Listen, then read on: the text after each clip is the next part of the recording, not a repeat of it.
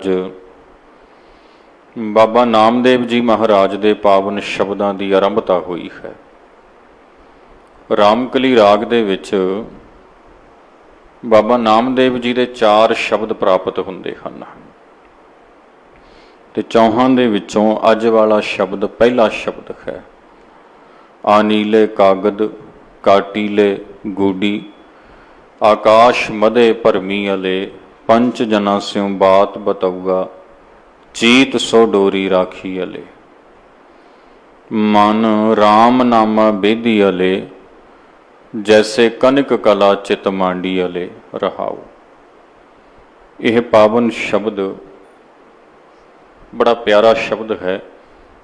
इस पावन शब्द के अंदर महाराज बाबा नामदेव जी ने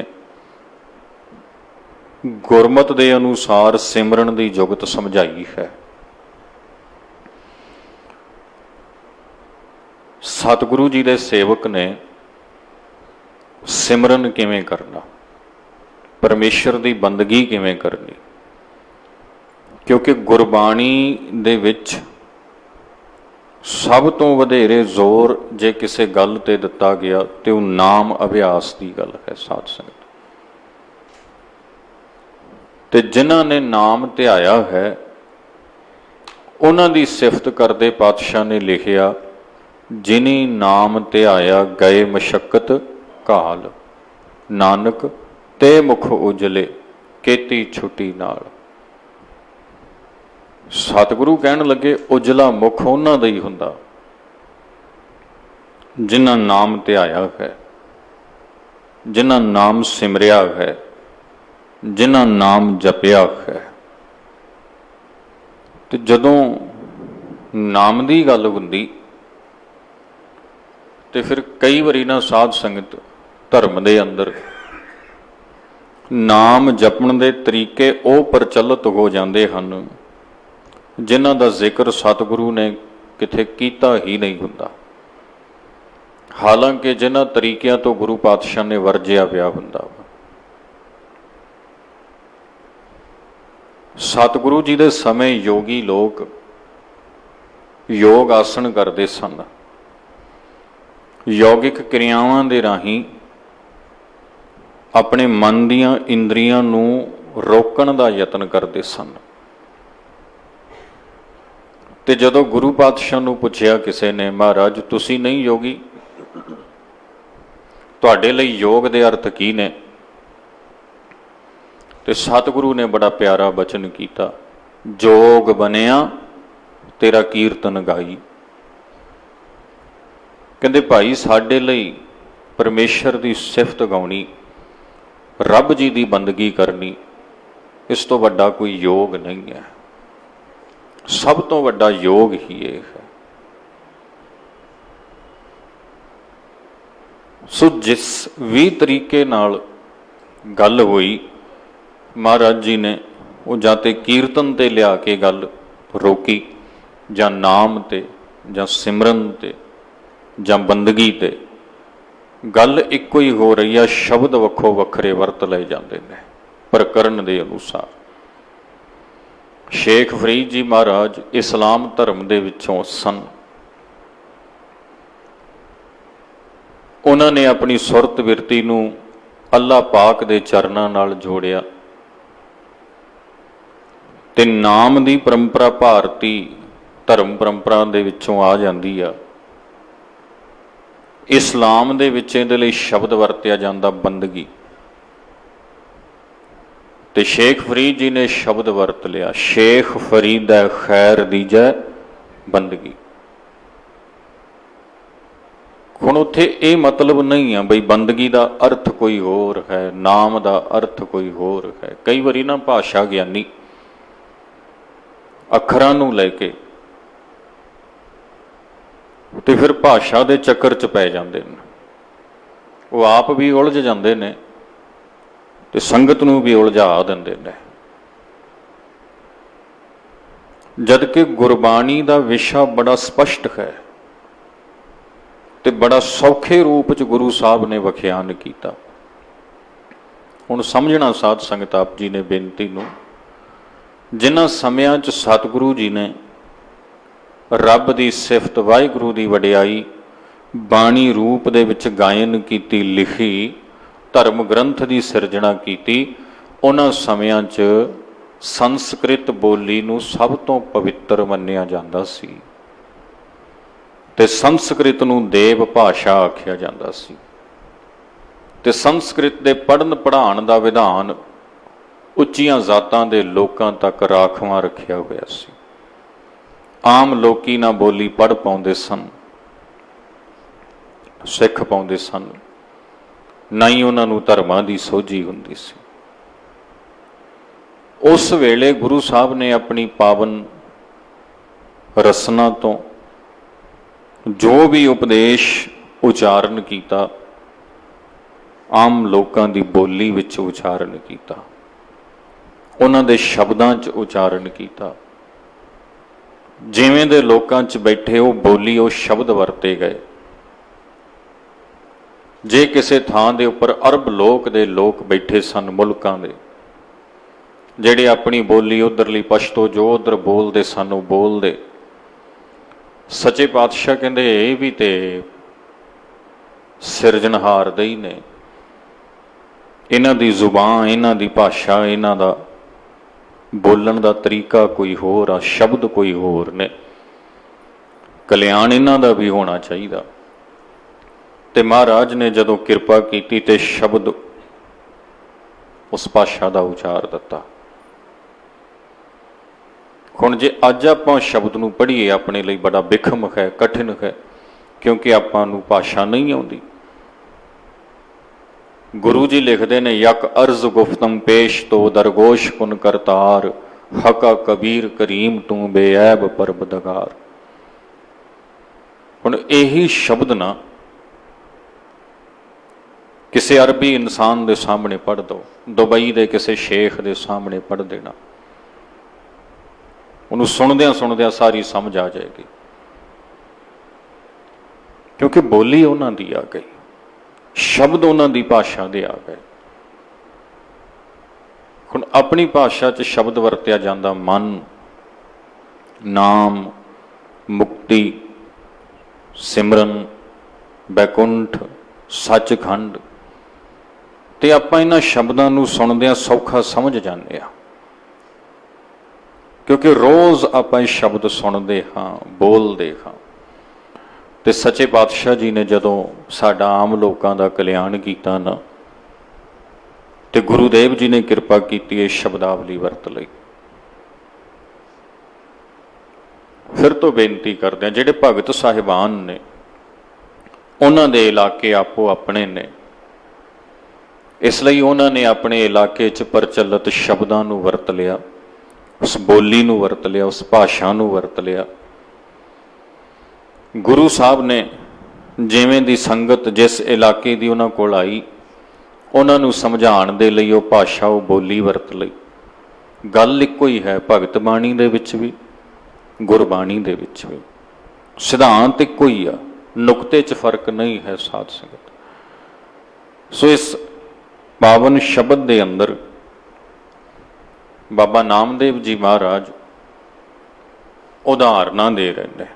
4 पदियां का यह शब्द है, तो एक पदा इस शब्द विच रहाओ दा है, कुल 5 पदे बन जाते हैं। तो 5 पदियां दे विच ना बाबा नामदेव महाराज जी ने एक एक उदाहरण वरती है, 5 उदाहरण दित्तियां,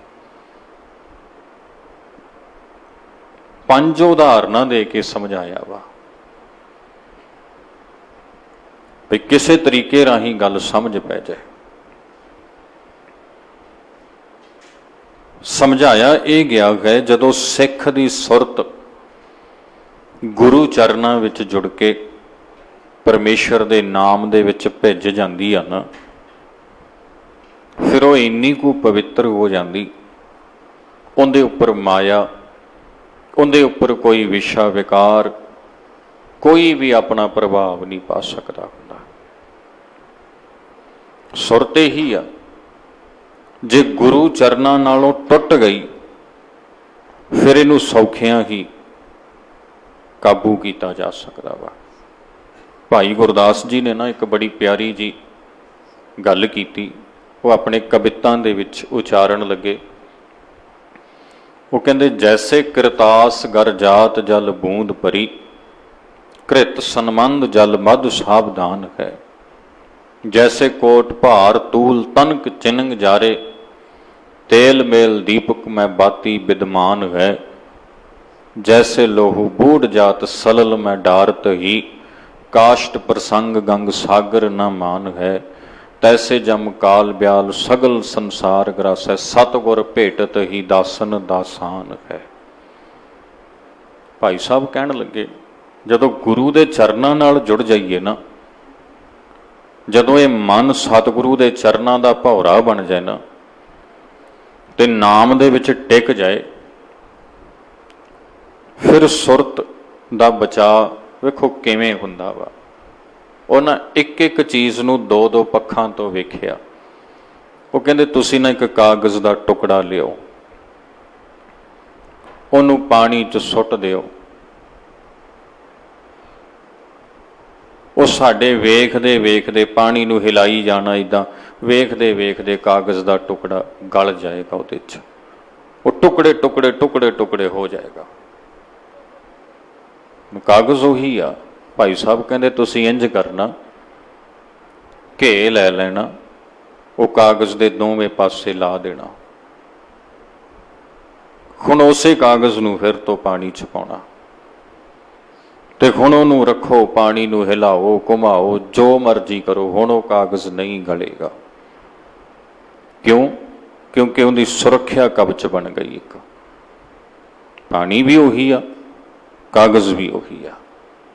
ਪਹਿਲੇ ਗਲ ਗਿਆ ਸੀ, ਹੁਣ ਨਹੀਂ ਗਲਿਆ। ਜੈਸੇ ਕਿਰਤਾਸ, ਕਿਰਤਾਸ ਦਾ ਅਰਥ ਹੁੰਦਾ ਕਾਗਜ਼। ਗਰ ਜਾਤ ਜਲ ਬੂੰਦ ਭਰੀ, ਪਾਣੀ ਦੀਆਂ ਬੂੰਦਾਂ ਉਹਦੇ ਉੱਪਰ ਪੈ ਜਾਣ ਤੇ ਉਹ 'ਚ ਛੇਕ ਹੋ ਜਾਂਦੇ ਆ, ਗਲ ਜਾਂਦਾ, ਗਲੀਆਂ ਹੋ ਜਾਂਦੀਆਂ।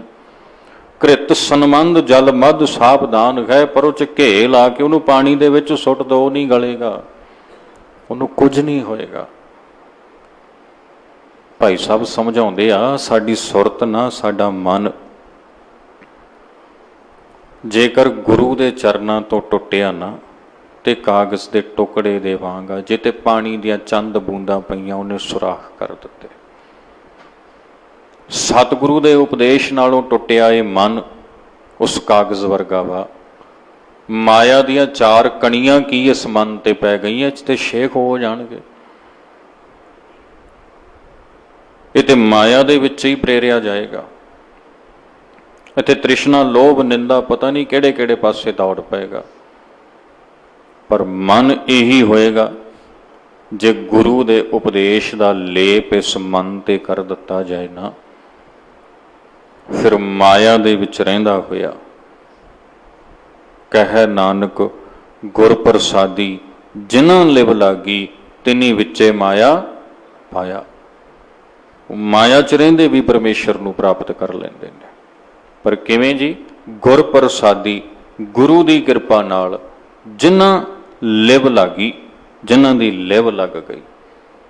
ਗੱਲ ਹੈ ਗੁਰੂ ਦੇ ਚਰਨਾਂ 'ਚ ਜੁੜ ਕੇ ਮਨ ਦਾ ਪਰਮੇਸ਼ਰ ਦੇ ਨਾਮ 'ਚ ਟਿਕ ਜਾਣਾ। ਵਿੱਚੇ ਮਾਇਆ ਪਾਇਆ, ਉਹ ਮਾਇਆ 'ਚ ਰਹਿੰਦੇ ਹੀ ਪਰਮੇਸ਼ਰ ਨੂੰ ਪਾ ਲੈਣਗੇ। ਹੁਣ ਮਾਇਆ ਆਪਣਾ ਅਸਰ ਨਹੀਂ ਉਹਨਾਂ ਤੇ ਕਰ ਸਕਦੀ। ਭਾਈ ਸਾਹਿਬ ਕਹਿੰਦੇ ਹੋਰ ਸੁਣੋ, ਜੈਸੇ ਕੋਟ ਭਾਰ ਤੂਲ ਤਨਕ ਚਿਨੰਗ ਜਾਰੇ, ਮਨਾ ਮੂੰਹੀ ਰੂਹ ਇੱਕ ਥਾਂ ਤੇ ਇਕੱਠੀ ਕਰ ਲੈਣਾ, ਇਹਦਾ ਪਹਾੜ ਲਾ ਲੈਣਾ ਉਹਦਾ,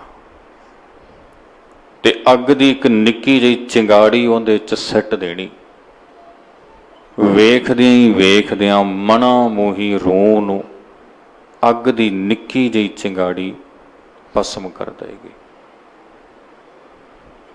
ਪਰ ਕਹਿੰਦੇ ਤੁਸੀਂ ਇਉਂ ਕਰਨਾ, ਉਸੇ ਰੂਹ 'ਚੋਂ ਥੋੜੀ ਜਿਹੀ ਰੂਹ ਲੈ ਲੈਣਾ, ਉਹਦੀ ਬੱਤੀ ਵੱਟ ਲੈਣੀ, ਵੱਟੀ, ਉਹਨੂੰ ਨਾ ਤੇਲ 'ਚ ਪਾ ਕੇ, ਦੀਵੇ 'ਚ ਪਾ ਕੇ ਉਹਨੂੰ ਬਾਲ ਦੇਣਾ।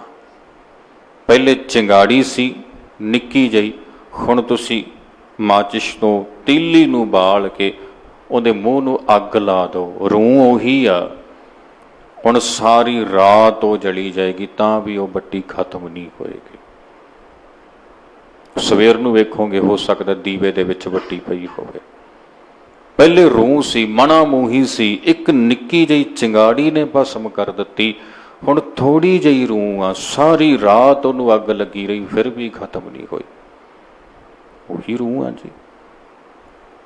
ਮਨ ਉਹੀ ਆ, ਗੁਰੂ ਦੇ ਚਰਨਾਂ ਨਾਲੋਂ ਟੁੱਟ ਗਿਆ। ਉਹ ਕਹਿੰਦੇ ਨਾ ਬਹਾਦਰ ਸ਼ਾਹ, ਉਹਨੇ ਨਾ ਲਿਆ ਕੇ ਕੋਈ ਕੀਮਤੀ ਹੀਰਾ ਗੁਰੂ ਸਾਹਿਬ ਨੂੰ, ਕੋਈ ਪੱਥਰ ਕੋਈ ਦਿੱਤਾ। ਪੱਥਰ ਇਹ ਹੁੰਦੇ ਨੇ ਹੀਰੇ। ਗੁਰੂ ਸਾਹਿਬ ਨੇ ਵੇਖਿਆ, ਪਰਖਿਆ, ਰੱਖਿਆ ਕੋਲ। ਗੋਦਾਵਰੀ 'ਚ ਸੁੱਟ ਦਿੱਤਾ। ਦੋ ਘਟਨਾਵਾਂ ਵਾਪਰੀਆਂ। ਆਪਾਂ ਦੂਜੀ ਦੀ ਗੱਲ ਕਰਾਂਗੇ। ਕਹਿੰਦੇ ਗੁਰੂ ਸਾਹਿਬ ਪੁੱਛਣ ਲੱਗੇ ਸਿੱਖਾਂ ਨੂੰ, ਕੋਲ ਖੜੋਤਿਆਂ ਨੂੰ, ਇਹ ਪੱਥਰ ਇਹ ਨਦੀ 'ਚ ਕਿਵੇਂ ਡਿੱਗ ਪਿਆ? ਨਦੀ 'ਚ ਕਿਉਂ ਡਿੱਗ ਪਿਆ? ਜਾ ਕੇ ਕੀ ਕਾਰਨ ਬਣਿਆ? ਗੁਰੂ ਪਾਤਸ਼ਾਹ ਜੀ ਤੁਹਾਡੀ ਮੌਜ ਹੈ ਜੀ, ਤੁਸੀਂ ਸੁੱਟ ਦਿੱਤਾ ਤੇ ਉਹ ਡਿੱਗ ਪਿਆ। ਤੇ ਇੱਕ ਪ੍ਰੇਮੀ ਗੁਰਸਿੱਖ ਨੂੰ ਪੁੱਛਿਆ, ਉਹ ਹੱਥ ਜੋੜ ਕੇ ਕਹਿਣ ਲੱਗਿਆ, ਸੱਚੇ ਪਾਤਸ਼ਾਹ ਬਦਕਿਸਮਤੀ ਆ ਉਸ ਪੱਥਰ ਦੀ। ਕਿਉਂ ਭਾਈ? ਮਹਾਰਾਜ ਤੁਹਾਡੇ ਹੱਥਾਂ 'ਚੋਂ ਨਿਕਲ ਗਿਆ। ਜਦੋਂ ਤੱਕ ਤੁਹਾਡੇ ਹੱਥਾਂ 'ਚ ਸੀ ਉਹ ਡੁੱਬਣ ਤੋਂ ਬਚਿਆ ਹੋਇਆ ਸੀ, ਤੇ ਜਦੋਂ ਤੁਹਾਡੇ ਹੱਥਾਂ 'ਚੋਂ ਗਿਆ ਉਹ ਡੁੱਬਿਆ ਪਿਆ। ਗੱਲ ਅਸਲ 'ਚ ਸਾਧ ਸੰਗਤ ਵੇਖਣ ਦੀ, ਸਮਝਣ ਦੀ, ਪਰਖਣ ਦੀ ਹੁੰਦੀ। ਗੱਲ ਇੰਨੀ, ਨੁਕਤਾ ਇਹੀ ਹੈ ਬਸ, ਵੀ ਸਿੱਖ ਦੀ ਸੁਰਤ ਜੇ ਗੁਰੂ ਨਾਲ ਜੁੜੀ ਆ ਤੇ ਬਚੀ ਹੋਈ ਆ, ਤੇ ਜੇ ਸਿੱਖ ਦੀ ਸੁਰਤ ਗੁਰੂ ਤੋਂ, ਗੁਰੂ ਦੇ ਚਰਨਾਂ ਤੋਂ, ਗੁਰੂ ਦੇ ਉਪਦੇਸ਼ ਤੋਂ, ਗੁਰੂ ਦੀ ਸਿੱਖਿਆ ਤੋਂ ਟੁੱਟ ਗਈ ਤੇ ਡੁੱਬ ਗਿਆ। ਭਾਈ ਸਾਹਿਬ ਨੇ ਤੀਜੀ ਗੱਲ ਕੀਤੀ। ਕਹਿੰਦੇ ਜੈਸੇ ਲੋਹੂ ਬੂੜ ਜਾਤ ਸਲਲ ਮੈਂ ਡਾਰਤ ਹੀ। ਸਲਲ ਦਾ ਅਰਥ ਹੁੰਦਾ ਪਾਣੀ, ਲੋਹੂ ਦਾ ਅਰਥ ਲੋਹਾ। ਕਹਿੰਦੇ ਜੈਸੇ ਲੋਹੂ ਬੂੜ ਜਾਤ, ਬੂੜ ਜਾਤ ਦਾ ਅਰਥ ਡੁੱਬ ਜਾਣਾ। ਜਿਵੇਂ ਲੋਹੇ ਨੂੰ ਨਾ ਪਾਣੀ 'ਚ ਸੁੱਟੋ ਤੇ ਉਹ ਪਾਣੀ 'ਚ ਡੁੱਬ ਜਾਂਦਾ, ਪਰ ਕਾਸ਼ਟ ਪ੍ਰਸੰਗ ਗੰਗ ਸਾਗਰ ਨਾ ਮਾਨ ਹੈ। ਉਸੇ ਲੋਹੇ ਨੂੰ ਲੱਕੜ ਦੀ ਸੰਗਤ ਦੇ ਦਿਓ, ਹੁਣ ਪਾਣੀ ਉਸ ਨੂੰ ਡੋਬੇਗਾ ਨਹੀਂ। ਪਾਣੀ ਉਹੀ ਆ, ਪਹਿਲੇ ਲੋਹਾ ਉਹਦੇ ਵਿੱਚ ਸੁੱਟਿਆ ਉਹ ਡੁੱਬ ਗਿਆ। ਹੁਣ ਪਾਣੀ ਵੀ ਉਹੀ, ਲੋਹਾ ਵੀ ਉਹੀ, ਸਿਰਫ ਉਹਨੂੰ ਸੰਗਤ ਮਿਲ ਗਈ ਲੱਕੜ ਦੀ। ਤੇ ਪਾਣੀ ਲੱਕੜ ਨੂੰ ਡੋਬਦਾ ਨਹੀਂ, ਤਾਰਦਾ। ਹੁਣ ਉਹ ਲੱਕੜ ਆਪ ਵੀ ਤਰ ਗਈ ਤੇ ਉਹਨੂੰ ਵੀ ਤਾਰ ਕੇ ਲੈ ਗਈ। ਭਾਈ ਸਾਹਿਬ ਕਹਿੰਦੇ ਤੈਸੇ ਜਮ ਕਾਲ ਬਿਆਲ ਸਗਲ ਸੰਸਾਰ ਗ੍ਰਸੈ। ਇਸੇ ਤਰ੍ਹਾਂ ਭਾਈ ਆ ਜਮ ਕਾਲ, ਆ ਮਾਇਆ, ਇਹ ਤ੍ਰਿਸ਼ਨਾ, ਇਹ ਲੋਭ ਸਾਰੇ ਸੰਸਾਰ ਨੂੰ ਗ੍ਰਸ ਰਿਹਾ, ਖਾ ਰਿਹਾ, ਆਪਣੀ ਲਪੇਟ 'ਚ ਲੈ ਰਿਹਾ। ਸਤਿਗੁਰ ਭੇਟਤ ਹੀ ਗੁਰੂ ਦੇ ਮਿਲਿਆ, ਗੁਰੂ ਦੇ ਚਰਨਾਂ ਵਿੱਚ ਆਇਆ। ਦਾਸਨ ਦਾਸਾਨ ਹੈ, ਦਾਸਾਂ ਦਾ ਵੀ ਦਾਸ ਬਣ ਜਾਂਦਾ, ਸੇਵਕ ਬਣ ਜਾਂਦਾ। ਬਸ ਨੁਕਤਾ ਇਹ ਹੈ ਸਾਧ ਸੰਗਤ, ਬਈ ਸਿੱਖ ਦੀ ਸੁਰਤ ਦੀ ਅਗਵਾਈ ਗੁਰੂ ਦਾ ਸ਼ਬਦ ਕਰੇ। ਜੇ ਗੁਰੂ ਦਾ ਸ਼ਬਦ ਇਸ ਮਨ ਦੀ ਅਗਵਾਈ ਕਰ ਰਿਹਾ ਨਾ, ਫਿਰ ਦੁਨੀਆ ਦੀ ਕੋਈ ਵੱਡੀ ਤੋਂ ਵੱਡੀ ਤਾਕਤ ਇਸ ਮਨ ਨੂੰ ਨਾ ਡੋਬ ਸਕਦੀ ਹੈ, ਨਾ ਡੇਗ ਸਕਦੀ ਹੈ, ਨਾ ਤੋੜ ਸਕਦੀ ਹੈ, ਨਾ ਜਿੱਤ ਸਕਦੀ ਆ। ਜੇ ਮਨ ਗੁਰੂ ਨਾਲ ਜੁੜਿਆ ਹੋਇਆ ਵਾ, ਤੇ ਜੇ ਗੁਰੂ ਤੋਂ ਟੁੱਟ ਗਿਆ, ਫਿਰ ਨਿੱਕੀਆਂ ਨਿੱਕੀਆਂ ਘਟਨਾਵਾਂ, ਨਿੱਕੇ ਨਿੱਕੇ ਔਗਣ ਇਸ ਮਨ ਨੂੰ ਗੁਰੂ ਤੋਂ ਤੋੜਨਗੇ ਵੀ ਤੇ ਗੁਰੂ ਤੋਂ ਦੂਰ ਵੀ ਲੈ ਕੇ ਜਾਣਗੇ, ਡੋਬਣਗੇ ਵੀ, ਇਹਨੂੰ ਖਤਮ ਵੀ ਕਰਨਗੇ। ਨੁਕਤਾ ਬਸ ਇਹ ਹੈ, ਅੱਜ ਦੇ ਸ਼ਬਦ ਦਾ ਭਾਵ ਨੁਕਤਾ ਇਹੋ ਹੈ। ਸਿਮਰਨ ਦੀ ਜੁਗਤ ਦ੍ਰਿੜ ਕਰਵਾਈ ਗਈ ਹੈ। ਸਿਮਰਨ ਕਿਵੇਂ ਕਰਨਾ ਇਹ ਦੱਸਿਆ ਗਿਆ। ਗੁਰੂ ਤੋਂ ਬਿਨਾਂ ਹੋ ਨਹੀਂ ਸਕਦਾ, ਇਹ ਮੋਹਰ ਹੈ। ਕਿਉਂਕਿ ਸਾਧ ਸੰਗਤ ਜਦੋਂ ਹੋਰਨਾਂ ਲੋਕਾਂ ਦੀਆਂ ਦੱਸੇ ਪੁੱਛੇ ਅਸੀਂ ਪੈ ਜਾਂਦੇ ਹਾਂ ਨਾ, ਫਿਰ ਉੱਥੇ ਗੁਰੂ ਦੀ ਮੱਤ ਨਹੀਂ ਰਿਹਾ ਕਰਦੀ, ਉਹਦੇ ਵਿੱਚ ਜੋ ਲੋਕਾਂ ਦੀ ਮੱਤ ਆ ਜਾਂਦੀ ਆ। ਤੇ ਜਿੱਥੇ ਲੋਕਾਂ ਦੀ ਮੱਤ ਆ ਗਈ ਉੱਥੇ ਮੈਨੂੰ ਖਿਮਾ ਕਰਨੀ, ਹੋ ਸਕਦਾ ਬੋਲੀਏ ਤੇ ਅਸੀਂ ਬਹੁਤ, ਜਪੀਏ ਤੇ ਅਸੀਂ ਬਹੁਤ, ਪਰ ਸਿਮਰਨ ਨਾ ਹੋਵੇ, ਨਾਮ ਨਾ ਜਪਿਆ ਜਾਵੇ। ਨਾਮ ਜਪਣ ਦਾ ਤਰੀਕਾ, ਨਾਮ ਦੀ ਬਰਕਤ, ਨਾਮ ਦੀ ਬਖਸ਼ਿਸ਼ ਇਸ ਪਾਵਨ ਸ਼ਬਦ ਦੇ ਵਿੱਚ ਦੱਸੀ ਹੋਈ ਹੈ, ਉਦਾਹਰਨਾਂ ਲਈਆਂ ਗਈਆਂ ਨੇ। ਮੁੱਖ ਵਿਸ਼ਾ ਹੈ ਮਨ ਦਾ ਨਾਮ ਦੇ ਵਿੱਚ ਜੁੜਨਾ। ਜਿਵੇਂ ਬਾਬਾ ਨਾਮਦੇਵ ਮਹਾਰਾਜ ਜੀ ਨੇ ਜਾਣਿਆ, ਉਹਨਾਂ ਨੇ ਕਿਰਪਾ ਕੀਤੀ, ਲਕੋ ਕੇ ਨਹੀਂ ਰੱਖਿਆ। ਉਹਨਾਂ ਨੇ ਇਹਦਾ ਸ਼ਬਦ ਵਿੱਚ ਪਰੋਸ ਕੇ ਨਾ ਸਾਡੇ ਸਾਹਮਣੇ ਰੱਖ ਦਿੱਤਾ, ਲਓ ਭਾਈ ਅਸੀਂ ਐਵੇਂ ਜਾਣਿਆ ਵਾਂ ਤੇ ਤੁਸੀਂ ਵੀ ਐਵੇਂ ਜਾਣੋ। ਇਹ ਰਾਹ ਸੌਖਾ ਹੈ ਤੇ ਤੁਸੀਂ ਵੀ ਇਸ ਰਸਤੇ ਨੂੰ ਆਪਣੇ ਜੀਵਨ 'ਚ ਅਪਣਾਉਣਾ ਕਰੋ। ਸੋ ਜਿਵੇਂ ਜਿਵੇਂ ਦੱਸਦੇ ਹਨ, ਆਓ ਆਪਾਂ ਯਤਨ ਕਰਦੇ ਹਾਂ ਸ਼ਬਦ ਨੂੰ ਸੌਖੇ ਤੋਂ ਸੌਖੇ ਤਰੀਕੇ ਨਾਲ ਜਾਣ ਸਕੀਏ, ਸਮਝ ਸਕੀਏ ਤੇ ਸਤਿਗੁਰੂ ਜੀ ਦੇ ਇਹਨਾਂ ਪਾਵਨ ਬਚਨਾਂ ਨੂੰ ਆਪਣੇ ਜੀਵਨ ਵਿੱਚ ਕਮਾਉਣ ਦੀ ਕੋਸ਼ਿਸ਼ ਵਿੱਚ ਲੱਗਣਾ ਕਰੀਏ। ਮਨ ਬਿਰਤੀਆਂ ਨੂੰ ਇਕਾਗਰ ਰੱਖਦੇ ਹੋਏ ਇੱਕ ਦਫਾ ਸਾਰੀ ਸੰਗਤ ਉਚਾਰਨ ਕਰੋ ਜੀ, ਸਤਿਨਾਮ ਵਾਹਿਗੁਰੂ ਜੀ। ਅਨਿਲ ਕਾਗਦ ਕਾਟਿਲ ਗੁੱਡੀ, ਆਕਾਸ ਮਧੈ ਪਰਮਿਅਲੈ। ਪਹਿਲੀ ਤੁਕ ਹੈ ਸ਼ਬਦ ਦੀ। ਬਾਬਾ ਨਾਮਦੇਵ ਜੀ ਕਹਿਣ ਲੱਗੇ, ਆਨੀਲੇ ਕਾਗਦ, ਕਹਿੰਦੇ ਕਾਗਜ਼ ਲੈ ਕੇ ਆਂਦਾ। ਆਨੀਲੇ ਦਾ ਅਰਥ ਲੈ ਕੇ ਆਉਣਾ, ਲੈ ਕੇ ਕਾਗਜ਼। ਕਾਟੀਲੇ ਉਸ ਨੂੰ ਕੱਟ ਲਿਆ, ਗੁੱਡੀ ਉਸ ਦੀ ਗੁੱਡੀ ਬਣਾ ਲਈ, ਪਤੰਗ ਬਣਾ ਲਈ ਹੈ ਨਾ। ਅੱਜ ਕੱਲ੍ਹ ਤੇ ਪਤੰਗਾਂ ਬਣੀਆਂ ਬਣਾਈਆਂ ਆਉਂਦੀਆਂ, ਪਹਿਲਾਂ ਨਿਆਣੇ ਕਾਗਜ਼ਾਂ ਦੀਆਂ ਆਪਣੇ ਘਰਾਂ 'ਚ ਬਣਾ ਲੈਂਦੇ ਸਨ, ਪਤੰਗ ਬਣਾ ਕੇ ਉਡਾਉਂਦੇ ਸਨ। ਸੋ ਇਹ ਪਤੰਗਾਂ ਲੰਮੇ ਸਮੇਂ ਦੀਆਂ ਆਪਣੇ ਭਾਰਤ ਵਿੱਚ ਉੱਡਦੀਆਂ ਰਹੀਆਂ ਨੇ। ਭਾਵੇਂ ਇਹਨਾਂ ਨੂੰ ਹੁਣ ਤੇ ਤਿਥਾਂ ਤਿਉਹਾਰਾਂ ਤੇ ਧਰਮਾਂ ਦੇ ਨਾਲ ਵੀ ਜੋੜ ਦਿੱਤਾ ਗਿਆ, ਪੂਜਾ ਦੇ ਨਾਲ ਵੀ ਜੋੜ ਦਿੱਤਾ ਗਿਆ। ਅਸਲ ਵਿੱਚ ਸਾਧ ਸੰਗਤ ਤੇ ਬੱਚਿਆਂ ਦੀ ਖੁਸ਼ੀ ਦੇ ਟਿਕਾਣੇ ਨੇ, ਸਿੱਖਣ ਸਮਝਣ ਲਈ ਨੇ। ਗੋਰੇ ਲੋਕ ਵੀ ਇਹ ਉਡਾ ਲੈਂਦੇ ਨੇ, ਹਵਾ ਦੇ ਪ੍ਰੈਸ਼ਰ ਨੂੰ ਜਾਣਨਾ ਹੈ ਨਾ। ਸਾਇੰਟੀਫਿਕਲੀ ਬੜਾ ਕੁਝ ਇਹਨਾਂ ਨਾਲ ਸਮਝਿਆ ਜਾ ਸਕਦਾ ਵਾ। ਖੈਰ, ਬਾਬਾ ਨਾਮਦੇਵ ਜੀ ਕਹਿੰਦੇ ਬੱਚੇ ਨੇ ਨਾ ਕੀ ਕੀਤਾ, ਕਾਗਜ਼ ਦਾ ਟੁਕੜਾ ਲੈ ਕੇ ਆਂਦਾ ਇੱਕ, ਉਹਨੂੰ ਕੱਟ ਲਿਆ, ਕੈਂਚੀ ਨਾਲ ਕੱਟ ਕੇ ਨਾ ਉਹਨੂੰ ਚੌਰਸ, ਉਹਦੀ ਇੱਕ ਗੁੱਡੀ, ਉਹਦੀ ਇੱਕ ਪਤੰਗ ਬਣਾ ਲਈ, ਉਹ 'ਚ ਤੀਲੇ ਫਿੱਟ ਕਰਕੇ। ਆਕਾਸ਼ ਮਧੇ ਭਰਮੀ ਹਲੇ, ਤੇ ਉਸ ਗੁੱਡੀ ਨੂੰ, ਉਸ ਪਤੰਗ ਨੂੰ ਡੋਰ ਬੰਨ੍ਹ ਕੇ ਤੇ ਆਕਾਸ਼ ਦੇ ਵਿੱਚ ਉਹਨੂੰ ਉੱਚਾ ਉਡਾ ਦਿੱਤਾ। ਹੁਣ ਉਹਦੀ ਪਤੰਗ, ਉਹ ਕਾਗਜ਼ ਦਾ ਟੁਕੜਾ ਤੀਲਾਂ ਦੇ ਸਹਾਰੇ ਬਣਿਆ ਵਾ, ਉਹ ਡੋਰ ਦੇ ਨਾਲ ਆਕਾਸ਼ ਦੇ ਵਿੱਚ ਉੱਚਾ ਉੱਡਦਾ ਪਿਆ ਹੈ। ਅੱਗੋਂ ਦੱਸਦੇ ਹਨ, ਪੰਚ ਜਨਾ ਸਿਉ ਬਾਤ ਬਤਉਆ, ਚੀਤ ਸੋ ਡੋਰੀ ਰਾਖੀਅਲੇ। ਪੰਜ ਜਨਾ ਸਿਉ ਬਾਤ ਬਤਊਆ। ਹੁਣ ਉਹ ਨਿਆਣੇ ਨੇ ਪਤੰਗ ਚੜਾ ਰੱਖੀ ਆ ਉੱਚੀ। ਤੁਸੀਂ ਘਰੇ ਨੋਟ ਕਰਨਾ, ਬੱਚੇ ਉਹਨਾਂ ਨੂੰ ਵੇਖਣਾ, ਜਦੋਂ ਖੇਡਦੇ ਹੁੰਦੇ ਆ ਨਾ ਨਿਆਣੇ, ਖੇਡ 'ਚ ਰੁੱਝੇ ਹੁੰਦੇ ਆ, ਮਸਤ ਹੁੰਦੇ ਨੇ ਪੂਰੇ। ਬੈਠਿਆ ਕਰੋ ਕਦੀ ਬੱਚਿਆਂ ਦੇ ਕੋਲ, ਕਿਤੇ ਬਾਹਰੇ ਤੁਹਾਨੂੰ ਇੱਦਾਂ ਗੁਆਂਢੀਆਂ ਦੇ ਕਿਤੇ ਬੱਚੇ ਖੇਡਦੇ ਮਿਲਣ ਨਾ, ਉਹਨਾਂ ਨੂੰ ਵੇਖਣਾ, ਕਦੀ ਗੌਰ ਨਾਲ, ਨੀਝ ਨਾਲ ਵੇਖਣਾ ਨਿੱਕੇ ਨਿੱਕੇ ਨਿਆਣਿਆਂ ਨੂੰ। ਉਹ ਜਦੋਂ ਖੇਡ 'ਚ ਮਸਤ ਹੁੰਦੇ ਨੇ, ਪੂਰੇ ਮਸਤ ਹੁੰਦੇ ਨੇ। ਜਦੋਂ ਤੁਸੀਂ ਉਹਨਾਂ ਨੂੰ ਬੁਲਾਓਗੇ ਨਾ, ਉਹਨਾਂ ਨੂੰ ਗੱਲ ਕਰੋਗੇ, ਉਹ ਸੁਣ ਲੈਣਗੇ। ਉਹਨਾਂ ਨੇ ਗੱਲ ਦਾ ਜਵਾਬ ਵੀ ਦੇ ਦੇਣਾ, ਉਹਨਾਂ ਨੇ ਆਪਣੀ ਖੇਡ 'ਚ ਵੀ ਮਸਤ ਰਹਿਣਾ। ਇੱਧਰ ਜਿਹੜਾ ਕਰ ਰਹੇ ਸੀ ਇੱਥੋਂ ਚੱਕ ਕੇ ਉੱਥੇ ਰੱਖਣਾ, ਉਹ ਵੀ ਉਹਨਾਂ ਨੂੰ ਚੇਤੇ ਹੈ ਬਈ ਇਹ ਕਰਨਾ। ਉਹਨਾਂ ਸਾਡੀ ਗੱਲ ਵੀ ਸੁਣ ਲੈਣੀ ਆ ਤੇ ਸਾਨੂੰ ਜਵਾਬ ਵੀ ਦੇ ਦੇਣਾ, ਤੇ ਉਹਨਾਂ ਆਪਣਾ ਕੰਮ ਵੀ ਉਧਰ ਕਰੀ ਜਾਣਾ ਵਾ। ਹੁਣ ਬਾਬਾ ਨਾਮਦੇਵ ਜੀ ਮਨ ਦੇ ਇੰਨਾ ਐਕਟਿਵ ਹੋਣ ਦੀ ਗੱਲ ਕਰਦੇ ਨੇ।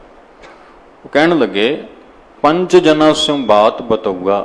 ਉਹ ਨਿਆਣੇ ਨੇ ਪਤੰਗ ਉਡਾ ਲਈ ਆਕਾਸ਼ ਵਿੱਚ। ਉਹਦੇ ਦੋਸਤ ਮਿੱਤਰ ਉਹਦੇ ਕੋਲ ਆ ਗਏ। ਉਹ ਖੜਾ ਉਹਨਾਂ ਨਾਲ ਗੱਲਾਂ ਵੀ ਕਰੀ ਜਾਂਦਾ।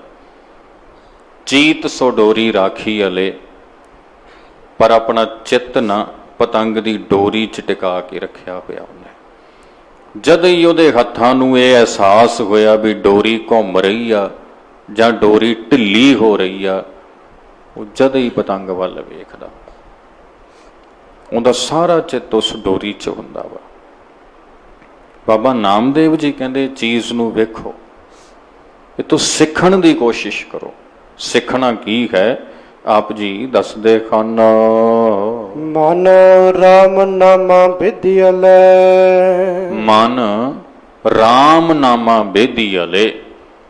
ਬੇਦੀਅਲੇ ਦਾ ਅਰਥ ਹੁੰਦਾ ਜੀ ਵਿੰਨਿਆ ਜਾਣਾ। ਕਹਿੰਦੇ ਮਨ ਨਾ ਪਰਮੇਸ਼ਰ ਦੇ ਨਾਮ ਦੇ ਵਿੱਚ ਇਉਂ ਵਿੰਨਿਆ ਜਾਣਾ ਚਾਹੀਦਾ ਜਿਵੇਂ ਨਿਆਣੇ ਦਾ ਮਨ ਉਹਦੀ ਖੇਡ ਵਿੱਚ ਉਹਦੇ ਪਤੰਗ ਦੀ ਡੋਰੀ 'ਚ ਵਿੰਨਿਆ ਹੁੰਦਾ ਵਾ। ਉਹਨੇ ਗੱਲਾਂ ਵੀ ਕਰੀ ਜਾਣੀਆਂ, ਆਸੇ ਪਾਸੇ ਸੁਣ ਵੀ ਲੈਣਾ, ਜਵਾਬ ਵੀ ਦੇ ਦੇਣਾ, ਹਾਸਾ ਮਖੌਲ ਵੀ ਕਰ ਲੈਣਾ, ਤੇ ਉਹਨੇ ਆਪਣਾ ਸਾਰਾ ਧਿਆਨ ਡੋਰੀ 'ਚ ਰੱਖਣਾ ਟਿਕਾ ਕੇ। ਉਹਨੂੰ ਜਦ ਹੀ ਪਤਾ ਚੱਲ ਜਾਣਾ ਵੀ ਹੁਣ ਮੇਰੀ ਪਤੰਗ ਡਿੱਗਣ ਲੱਗੀ ਆ, ਹੇਠਾਂ ਡੋਰੀ ਢਿੱਲੀ ਹੋ ਗਈ, ਹਵਾ ਦਾ ਵਹਾਅ ਘਟ ਗਿਆ, ਹੁਣ ਡੋਰੀ ਹੱਲਣ ਲੱਗ ਪਈ, ਕਿਧਰੇ ਮੇਰੀ ਪਤੰਗ ਕਿਸੇ ਦਰਖਤ 'ਚ ਨਾ ਜਾ ਅਟਕੇ। ਉਹਦਾ ਸਾਰਾ ਧਿਆਨ ਉਸ ਪਾਸੇ ਹੁੰਦਾ ਵਾ। ਪਰ ਇੱਧਰ ਵੀ ਗੱਲਾਂ ਸੁਣ ਰਿਹਾ ਹੁੰਦਾ, ਇੱਧਰ ਵੀ ਪਤਾ ਹੁੰਦਾ ਵੀ ਦੋਸਤ ਕੀ ਕਹਿ ਰਹੇ ਨੇ। ਅਸਲ ਵਿੱਚ ਨਾ ਇੱਥੇ ਜਿਹੜੀ ਗੱਲ ਚੱਲ ਰਹੀ ਆ ਉਹ ਇਹ ਚੱਲ ਰਹੀ ਆ ਵੀ ਜਿਵੇਂ ਬੱਚੇ ਦਾ ਪਹਿਲਾ ਕੰਮ ਪਤੰਗ 'ਚ ਧਿਆਨ ਰੱਖਣਾ ਵਾ, ਇੱਦਾਂ ਹੀ ਸਾਡਾ ਪਹਿਲਾ ਕੰਮ ਮਨ ਨੂੰ ਪਰਮੇਸ਼ਰ ਦੇ ਚਰਨਾਂ 'ਚ ਜੋੜ ਕੇ ਰੱਖਣਾ ਹੈ। ਪਹਿਲਾ ਕੰਮ ਸਾਡਾ ਇਹ ਹੈ। ਮਨ ਐਕਟਿਵ ਹੈ, ਮਨ ਚੰਚਲ ਹੈ, ਮਨ ਕਈ ਕੰਮ ਕਰ ਲੈਂਦਾ, ਕਈ ਪਾਸੇ ਧਿਆਨ ਦੇ ਦਿੰਦਾ। ਕਈ ਲੋਕਾਂ ਨੂੰ ਆਪ ਜੀ ਨੇ ਵੇਖਿਆ ਹੋਵੇਗਾ 2-2 3-3 ਕੰਮ ਵਿੱਢੇ ਹੁੰਦੇ ਆ ਕਈਆਂ ਦੇ। ਕਈ ਇੰਨੇ ਫੁਰਤੀਲੇ ਹੁੰਦੇ, ਇੰਨੇ ਐਕਟਿਵ ਹੁੰਦੇ। ਕਈ ਬੰਦਿਆਂ ਨੂੰ ਅਸੀਂ ਵੇਖਦੇ ਜੌਬ ਵੀ ਕਰਦੇ ਹੁੰਦੇ, ਨੌਕਰੀ ਵੀ ਕਰਦੇ, ਤੇ ਨਾਲ ਉਹਨਾਂ ਨੇ ਪ੍ਰਾਈਵੇਟ ਆਪਣਾ ਕੰਮ ਵੀ ਤੋਰ ਰੱਖਿਆ ਹੁੰਦਾ ਕੋਈ, ਤੇ ਨਾਲ ਕਿਸੇ ਨਾ ਕਿਸੇ ਹੋਰ ਪਾਸੇ ਵੀ ਪੰਗਾ ਲੈ ਰੱਖਿਆ ਹੁੰਦਾ, ਕਿਸੇ ਨੈਟਵਰਕਿੰਗ ਕੰਪਨੀ 'ਚ ਜਾਂ ਕਿਸੇ ਹੋਰ ਪਾਸੇ। ਉਹ 2-2 3-3 ਪਾਸੇ ਆਪਣਾ ਧਿਆਨ ਲਾ ਕੇ ਰੱਖਦੇ ਨੇ, ਪਰ ਮੇਨ ਧਿਆਨ ਮੁੱਖ ਰੂਪ ਦੇ ਵਿੱਚ ਜਿਹੜਾ ਮੁੱਖ ਕਾਰਜ ਆ ਉਹਦੇ 'ਚ ਲੱਗਿਆ ਹੁੰਦਾ, ਆਸੇ ਪਾਸੇ ਵੀ ਹੁੰਦਾ। ਹੁਣ ਗੁਰੂ ਪਾਤਸ਼ਾਹ ਜੀ ਕਹਿ ਰਹੇ ਨੇ, ਕਹਿੰਦੇ ਮੁੱਖ ਕਾਰਜ ਸਾਡੀ ਜ਼ਿੰਦਗੀ ਦਾ ਹੈ ਪਰਮੇਸ਼ਰ ਦੀ ਪ੍ਰਾਪਤੀ। ਇਸ ਲਈ ਮਨ ਸਭ ਤੋਂ ਪਹਿਲਾਂ ਪਰਮੇਸ਼ਰ ਦੇ ਚਰਨਾਂ 'ਚ ਟਿਕਿਆ ਹੋਣਾ ਚਾਹੀਦਾ ਵਾ। ਉਵੇਂ ਹੀ ਜਿਵੇਂ ਬੱਚੇ ਦਾ ਮਨ ਉਹਦੀ ਖੇਡ 'ਚ ਟਿਕਿਆ ਹੁੰਦਾ ਵਾ। ਉਸ ਤੋਂ ਬਾਅਦ ਵਿੱਚ ਇਹ ਮਨ ਸਮਾਜ, ਸੰਸਾਰ ਤੇ ਪਰਿਵਾਰ ਤੇ ਆਪਣੇ ਕਾਰੋਬਾਰ, ਆਪਣੀਆਂ ਜ਼ਿੰਮੇਵਾਰੀਆਂ, ਉਹਨਾਂ ਦੇ ਪ੍ਰਤੀ ਵੀ ਐਕਟਿਵ ਹੋਣਾ ਚਾਹੀਦਾ। ਜਿਵੇਂ ਨਿਆਣੇ ਦਾ ਮਨ ਹੁੰਦਾ, ਉਹਨੂੰ ਕੋਈ ਗੱਲ ਪੁੱਛੋ, ਉਹਨੂੰ ਖੇਡਦੇ ਨੂੰ ਪੁੱਛੋ ਭੁੱਖ ਲੱਗੀ ਹੈ, ਹਾਂ ਲਿਆ ਦਿਓ ਕੁਝ ਖਾਣ ਨੂੰ। ਉਹਨੂੰ ਇਹ ਵੀ ਪਤਾ ਵੀ ਹਾਂ ਭੁੱਖ ਲੱਗੀ ਹੋਈ ਆ, ਉਹਦਾ ਖੇਡ 'ਚ ਵੀ ਧਿਆਨ। ਉਹਨੂੰ ਕਹੋ ਪਾਣੀ ਪੀਣਾ, ਲਿਆ ਦਿਓ, ਪੀ ਲੈਂਦੇ ਆ। ਉਹਨੂੰ ਕਹੋ ਥੱਕ ਗਿਆ, ਨਹੀਂ ਥੱਕਿਆ ਨਹੀਂ ਹਲੇ, ਸਭ ਪਤਾ। ਉਹਨੂੰ ਐਕਟਿਵ ਹੈ, ਪੂਰਾ ਧਿਆਨ ਉੱਧਰ ਵੀ ਹੈ, ਧਿਆਨ ਆਸੇ ਪਾਸੇ ਵੀ ਉਹਦਾ ਹੈਗਾ। ਹੁਣ ਜਿਹੜਾ ਆਸੇ ਪਾਸੇ ਧਿਆਨ ਆ ਨਾ, ਉਹ ਸੈਕੰਡਰੀ ਧਿਆਨ ਆ ਗਿਆ। ਬਿਲਕੁਲ ਇਸੇ ਤਰ੍ਹਾਂ ਸਾਡਾ ਮਨ, ਪਰ ਅਸੀਂ ਕੀ ਕਰਦੇ ਆ ਨਾ, ਦੁਨਿਆਵੀ ਲੋਕ, ਆਪਣਾ ਕੰਮ ਥੋੜਾ ਜਿਹਾ ਉਲਟ ਹੋ ਜਾਂਦਾ। ਆਪਾਂ ਆਪਣੇ ਮਨ ਦਾ ਸਾਰਾ ਹੀ ਜ਼ੋਰ ਦੁਨੀਆ ਦੇ ਕੰਮਾਂ ਤੇ ਲਾ ਦਿੰਦੇ ਆ, ਤੇ ਜਿੱਥੇ ਮੇਨ ਪਰਮੇਸ਼ਰ ਦੇ ਨਾਮ 'ਚ ਜੋੜਨਾ ਹੁੰਦਾ, ਉੱਥੇ ਥੋੜਾ ਬਹੁਤ ਜੁੜ ਗਿਆ ਤੇ ਠੀਕ, ਨਹੀਂ ਜੁੜਿਆ ਤਾਂ ਵੀ ਕੋਈ ਨਹੀਂ। ਆਪਾਂ ਕੰਮ ਉਲਟ ਕਰ ਦਿੰਦੇ ਆ ਥੋੜਾ ਜਿਹਾ, ਦੁਨਿਆਵੀ ਲੋਕ। ਬਸ ਫਰਕ ਇੰਨਾ ਹੀ ਆ। ਹੁਣ ਜੇ ਬੱਚੇ ਨੇ ਕੰਮ ਉਲਟ ਕਰ ਦਿੱਤਾ ਨਾ, ਸਾਰਾ ਹੀ ਧਿਆਨ ਗੱਲਾਂ 'ਚ ਲਾ ਦਿੱਤਾ, ਪਤੰਗ 'ਚ ਰੱਖਿਆ ਕੋਈ ਨਹੀਂ, ਫਿਰ ਤੇ ਕਿੱਕਰ ਚਟਕੀ ਲਓ ਜੀ ਪਤੰਗ ਉਹਦੀ, ਫਿਰ ਜਾ ਕੋਈ ਦੂਜਾ ਕੱਟ ਕੇ ਲੰਘ ਜਾਏਗਾ। ਮੇਨ ਕੰਮ ਉਸ ਬੱਚੇ ਦਾ ਹੈ ਉਸ ਵੇਲੇ ਡੋਰੀ 'ਚ ਧਿਆਨ ਰੱਖਣਾ, ਉਧਰ ਰੱਖਦਾ ਵਾ। ਉਸ ਤੋਂ ਬਾਅਦ ਅਗਲੀ ਗੱਲ ਆਸੇ ਪਾਸੇ ਧਿਆਨ ਰੱਖਣਾ, ਉਧਰ ਵੀ ਉਹ ਰੱਖਦਾ ਵਾ। ਸਤਿਗੁਰੂ ਕਹਿੰਦੇ ਇਸੇ ਤਰ੍ਹਾਂ ਸਾਡੇ ਮਨ ਦਾ ਮੇਨ ਪਰਪਸ ਹੈ ਪਰਮੇਸ਼ਰ ਦੇ ਚਰਨਾਂ 'ਚ ਜਾ ਕੇ ਸੰਗ ਤੇ ਵਿਛੋੜਾ, ਤਾਂ ਹੀ ਕੇ ਸੰਗ ਲਾਗ, ਜਿੱਥੋਂ ਟੁੱਟਿਆ ਹੋਇਆ ਵਾਂ ਉੱਥੇ ਜੁੜਨਾ। ਮੁੱਖ ਕੰਮ ਸਾਡਾ ਇਹ ਹੈ, ਗੋਬਿੰਦ ਮਿਲਣ ਕੀ ਇਹ ਤੇਰੀ ਬਰੀਆ, ਮੁੱਖ ਕਾਰਜ ਇਹ ਹੈ। ਤੇ ਇਸ ਮੁੱਖ ਕਾਰਜ ਦੀ ਪ੍ਰਾਪਤੀ ਦੇ ਲਈ ਪਰਮੇਸ਼ਰ ਦੇ ਚਰਨਾਂ 'ਚ ਸੁਰਤ ਦਾ ਜੁੜਿਆ ਹੋਣਾ ਚਾਹੀਦਾ ਵਾ। ਦੂਜੀ ਗੱਲ ਭਾਈ, ਆਪਾਂ ਸਮਾਜਿਕ ਜੀਵ ਵੀ ਹੈਗੇ ਆ, ਆਪਣਾ ਪਰਿਵਾਰ ਵੀ ਹੈਗਾ, ਕਾਰੋਬਾਰ ਵੀ ਹੈਗੇ ਨੇ, ਸੋ ਧਿਆਨ ਆਪਣਾ ਉਸ ਪਾਸੇ ਵੀ ਦੇਣਾ ਪੈਣਾ। ਪਰ ਉਸ ਪਾਸੇ ਇੰਨਾ ਧਿਆਨ ਨਾ ਦੇ ਦਈਏ ਕਿ ਮੁੱਖ ਟੀਚਾ ਹੀ ਸਾਨੂੰ ਭੁੱਲ ਜਾਏ, ਮੁੱਖ ਕਾਰਜ ਨਹੀਂ ਭੁੱਲਣਾ ਚਾਹੀਦਾ। ਬਸ ਇਸ ਸ਼ਬਦ ਦੇ ਵਿੱਚੋਂ ਨਾ ਜਿਹੜੀ ਸਿਮਰਨ ਦੀ ਜੁਗਤ ਸਮਝਾਈ ਆ, ਉਹਨੂੰ ਇਹ ਦੋ ਤਰੀਕਿਆਂ ਦੇ ਹਿਸਾਬ ਤੇ ਸਮਝਣਾ। ਇੱਕ ਮੁੱਖ ਕਾਰਜ ਤੇ ਦੂਸਰਾ ਜਿਹੜੇ ਸਾਡੇ ਬਾਕੀ ਕਾਰਜ ਨੇ। ਮੁੱਖ ਕਾਰਜ ਜ਼ਿੰਦਗੀ ਦਾ ਪਰਮੇਸ਼ਰ ਦੀ ਪ੍ਰਾਪਤੀ, ਉਹ ਚੇਤਾ ਹੋਣਾ ਚਾਹੀਦਾ, ਉਸ ਪਾਸੇ ਜੁੜੇ ਹੋਣੇ ਚਾਹੀਦੇ ਆ।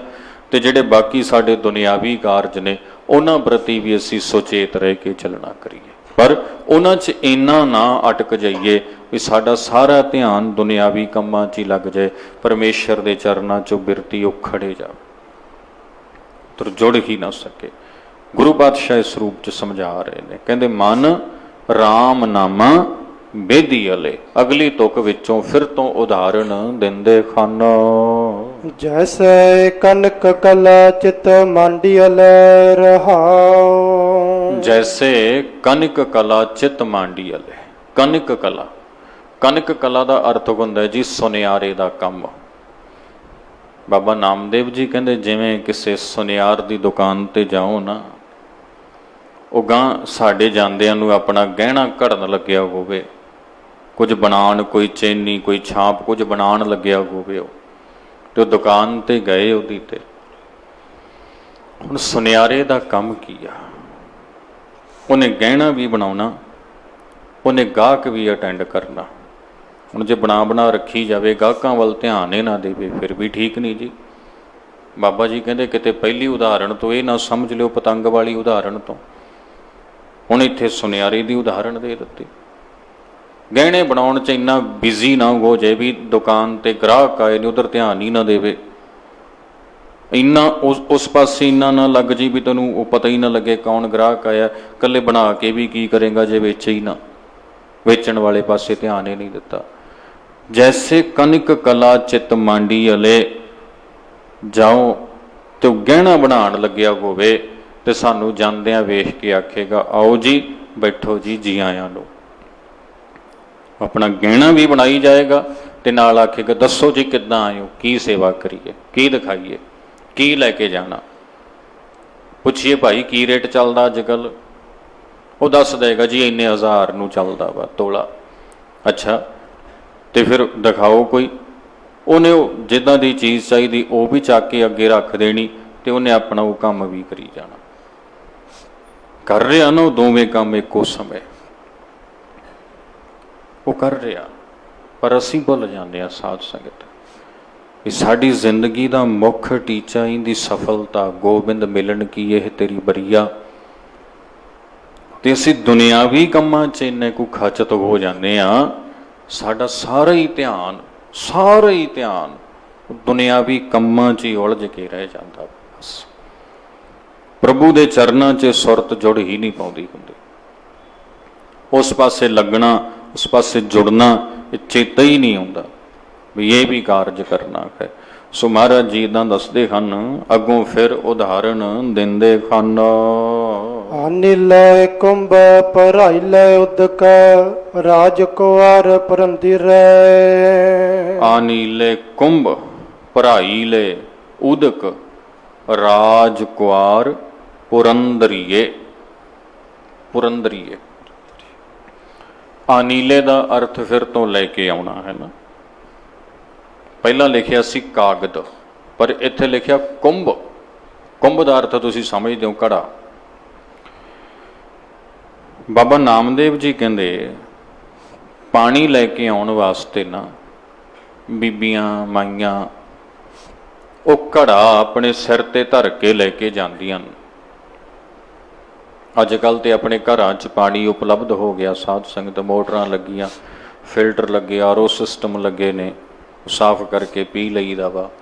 ਪਹਿਲੇ ਸਮਿਆਂ 'ਚ ਬਾਬਾ ਨਾਮਦੇਵ ਜੀ ਦੇ ਸਮੇਂ ਖੂਹ ਹੁੰਦੇ ਸੀ ਜਦੋਂ, ਤੇ ਖੂਹ ਵੀ ਪਿੰਡ ਦਾ ਸਾਂਝਾ ਕੋਈ ਇੱਕ ਖੂਹ ਹੁੰਦਾ ਸੀ, ਕੋਈ ਦੋ ਹੁੰਦੇ ਸਨ, ਤੇ ਉਹਨਾਂ ਥਾਵਾਂ ਤੋਂ ਫਿਰ ਪਾਣੀ ਲੈ ਕੇ ਆਉਣਾ ਪੈਣਾ ਹੁੰਦਾ ਸੀ। ਬੀਬੀਆਂ ਜਾਂਦੀਆਂ ਸਨ ਗਾਗਰਾਂ ਲੈ ਕੇ, ਘੜੇ ਲੈ ਕੇ, ਉਹਨਾਂ ਜਾਂਦੀਆਂ ਨੇ ਤੇ ਆਪਣੀ ਬਾਂਹ 'ਚ ਫੜ ਕੇ ਘੜਾ ਇੱਦਾਂ ਤੁਰੇ ਜਾਣਾ, ਤੇ ਜਦੋਂ ਮੁੜ ਕੇ ਆਉਣੀਆਂ ਉਸ ਵੇਲੇ ਉਹਨਾਂ ਨੇ ਭਰ ਕੇ ਆਪਣੇ ਸਿਰ ਉੱਪਰ ਰੱਖ ਲੈਣਾ, ਤੇ ਪਰਤ ਕੇ ਉਹ ਭਰਿਆ ਹੋਇਆ ਘੜਾ ਪਾਣੀ ਦਾ ਨਾ ਉਹ ਲੈ ਕੇ ਆਪਣੇ ਘਰ ਆਉਣਾ। ਇੱਦਾਂ ਪੀਣ ਵਾਲਾ ਪਾਣੀ ਬਾਹਰੋਂ ਜੁਟਾਇਆ ਜਾਂਦਾ ਸੀ, ਕਿਸੇ ਸਾਂਝੀ ਥਾਂ ਤੋਂ ਲਿਆਂਦਾ ਜਾਂਦਾ ਸੀ, ਜਦੋਂ ਘਰ ਦੇ ਵਿੱਚ ਪਾਣੀ ਉਪਲਬਧ ਕਰਾਉਣ ਦੇ ਸਾਧਨ ਨਹੀਂ ਸੀ ਹੋਇਆ ਕਰਦੇ। ਹੁਣ ਬਾਬਾ ਨਾਮਦੇਵ ਜੀ ਕਹਿਣ ਲੱਗੇ, ਆਨੀ ਲੈ ਕੁੰਭ, ਘੜਾ ਲੈ ਕੇ ਆਂਦਾ, ਭਰਾਈ ਲੈ ਉਦਕ, ਉਹਦੇ 'ਚ ਪਾਣੀ ਭਰ ਲਿਆ ਗਿਆ।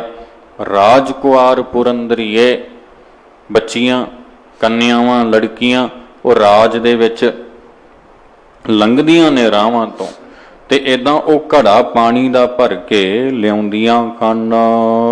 ਹਸਤ ਬਨੋਦ ਵਿਚਾਰ ਕਰਤੀ ਹੈ, ਚਿਤ ਸੋ ਗਾਗਰ ਰਾਖੀ ਲੈ। ਹਸਤ ਵਿਨੋਦ ਵਿਚਾਰ ਕਰਤੀ ਹੈ, ਸਿਰ ਦੇ ਉੱਪਰ ਉਹਨਾਂ ਦੇ ਗਾਗਰ ਰੱਖੀ ਹੁੰਦੀ। ਕਈ ਬੀਬੀਆਂ ਦਾ ਬੈਲੈਂਸ ਇੰਨਾ ਤਕੜਾ ਹੁੰਦਾ, ਤੁਸੀਂ ਵੇਖਿਆ ਹੋਣਾ, ਉਹ ਸਿਰ ਤੇ ਰੱਖੀ ਚੀਜ਼ ਨੂੰ ਹੱਥ ਹੀ ਨਹੀਂ ਪਾਉਂਦੀਆਂ। ਕਈ ਵਾਰੀ ਨਾ ਮਾਈਆਂ ਨੂੰ ਵੇਖਦੇ ਹੋ ਨਾ, ਟੋਕਰਾ ਭਰਿਆ ਪਾਥੀਆਂ ਦਾ ਸਿਰ ਤੇ ਰੱਖਿਆ, ਇਦਾਂ ਹੀ ਤੁਰੀਆਂ ਆਉਂਦੀਆਂ, ਹੱਥ ਵੀ ਨਹੀਂ ਪਾਉਂਦੀਆਂ। ਕਿ ਪੰਡ ਬੰਨ੍ਹ ਕੇ ਨਾ ਇਦਾਂ ਕੱਖਾਂ ਦੀ ਸਿਰ ਤੇ ਰੱਖ ਲੈਣੀ ਤੇ ਹੱਥ ਹੀ ਨਹੀਂ ਪਾਉਣਾ, ਇਦਾਂ ਹੀ ਤੁਰਿਆ ਆਉਣਾ। ਉਹ ਬੈਲੈਂਸ ਬਣ ਜਾਂਦਾ, ਬਣਾਉਣਾ ਆ ਜਾਂਦਾ, ਜਾਂਚ ਆ ਜਾਂਦੀ ਆ। ਤੇ ਜਦੋਂ ਜਾਂਚ ਆ ਗਈ ਨਾ ਬੈਲੈਂਸ ਬਣਾਉਣ ਦੀ, ਫਿਰ ਉਹ ਬੀਬੀਆਂ ਨੇ ਕੀ ਕਰਨਾ, ਇੱਕ ਦੂਜੀ ਨਾਲ ਗੱਲਾਂ ਵੀ ਕਰੀ ਜਾਣੀਆਂ, ਹਾਸਾ ਮਖੌਲ ਵੀ ਕਰੀ ਜਾਣਾ, ਹੈ ਨਾ। ਤੁਰੀ ਆਉਂਦੀ ਨੇ ਕਿਸੇ ਨੂੰ ਇਦਾਂ ਵੀ ਕਰ ਦੇਣਾ, ਪਰ ਉਹ ਸਿਰ ਤੇ ਪਈ ਜਿਹੜੀ ਗਾਗਰ ਆ ਉਹ ਨਹੀਂ ਡਿੱਗਣ ਦੇਣੀ, ਉਹ ਨਹੀਂ ਹੱਲਣ ਦੇਣੀ, ਉਹ 'ਚੋਂ ਪਾਣੀ ਨਹੀਂ ਡੁੱਲਣ ਦੇਣਾ। ਉਹਨਾਂ ਉਸ ਨੂੰ ਹੱਥ ਵੀ ਨਹੀਂ ਪਾਉਣਾ, ਉਹਨਾਂ ਗੱਲਾਂ ਵੀ ਕਰਨੀਆਂ ਇੱਕ ਦੂਜੇ ਦੀਆਂ, ਸੁਣਨੀਆਂ, ਜਵਾਬ ਵੀ ਦੇਣੇ, ਪਰ ਉਹਨਾਂ ਆਪਣਾ ਸਾਰਾ ਧਿਆਨ ਉਹ ਜਿਹੜੀ ਸਿਰ ਤੇ ਪਈ ਗਾਗਰ ਆ ਨਾ ਉਹ 'ਚ ਵੀ ਰੱਖਣਾ। ਤੇ ਉਹਨਾਂ ਅੱਗੇ ਰਾਹ ਵੀ ਵੇਖਣਾ ਵੀ ਕੋਈ ਰੋੜਾ ਤੇ ਨਹੀਂ ਪਿਆ, ਠੋਕਰ ਤੇ ਨਹੀਂ ਲੱਗੇਗੀ, ਡਿੱਗ ਤੇ ਨਹੀਂ ਜਾਵਾਂਗੇ। ਉਹਨਾਂ ਰਸਤਾ ਵੀ ਨਹੀਂ ਭੁੱਲਣਾ, ਆਪਣੇ ਘਰ ਵੀ ਆ ਜਾਣਾ ਤੇ ਪਾਣੀ ਡੁੱਲਣ ਵੀ ਨਹੀਂ ਦੇਣਾ, ਉਹਨੂੰ ਸਾਬਤ ਲੈ ਕੇ ਆ ਜਾਣਾ।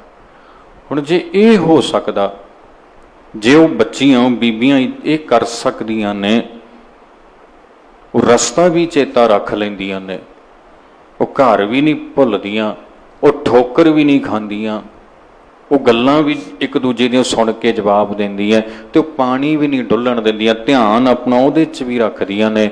ਤੇ ਬਾਬਾ ਨਾਮਦੇਵ ਜੀ ਕਹਿੰਦੇ, ਭਾਈ ਅਸੀਂ ਜ਼ਿੰਦਗੀ 'ਚ ਵਿਚਰਦੇ, ਆਪਣਾ ਜੀਵਨ ਜਿਉਂਦੇ, ਪਰਮੇਸ਼ਰ ਦੇ ਚਰਨਾਂ ਦੇ ਵਿੱਚ ਆਪਣੀ ਬਿਰਤੀ, ਆਪਣੀ ਸੁਰਤ, ਆਪਣਾ ਮਨ ਕਿਉਂ ਨਹੀਂ ਜੋੜ ਕੇ ਰੱਖ ਸਕਦੇ?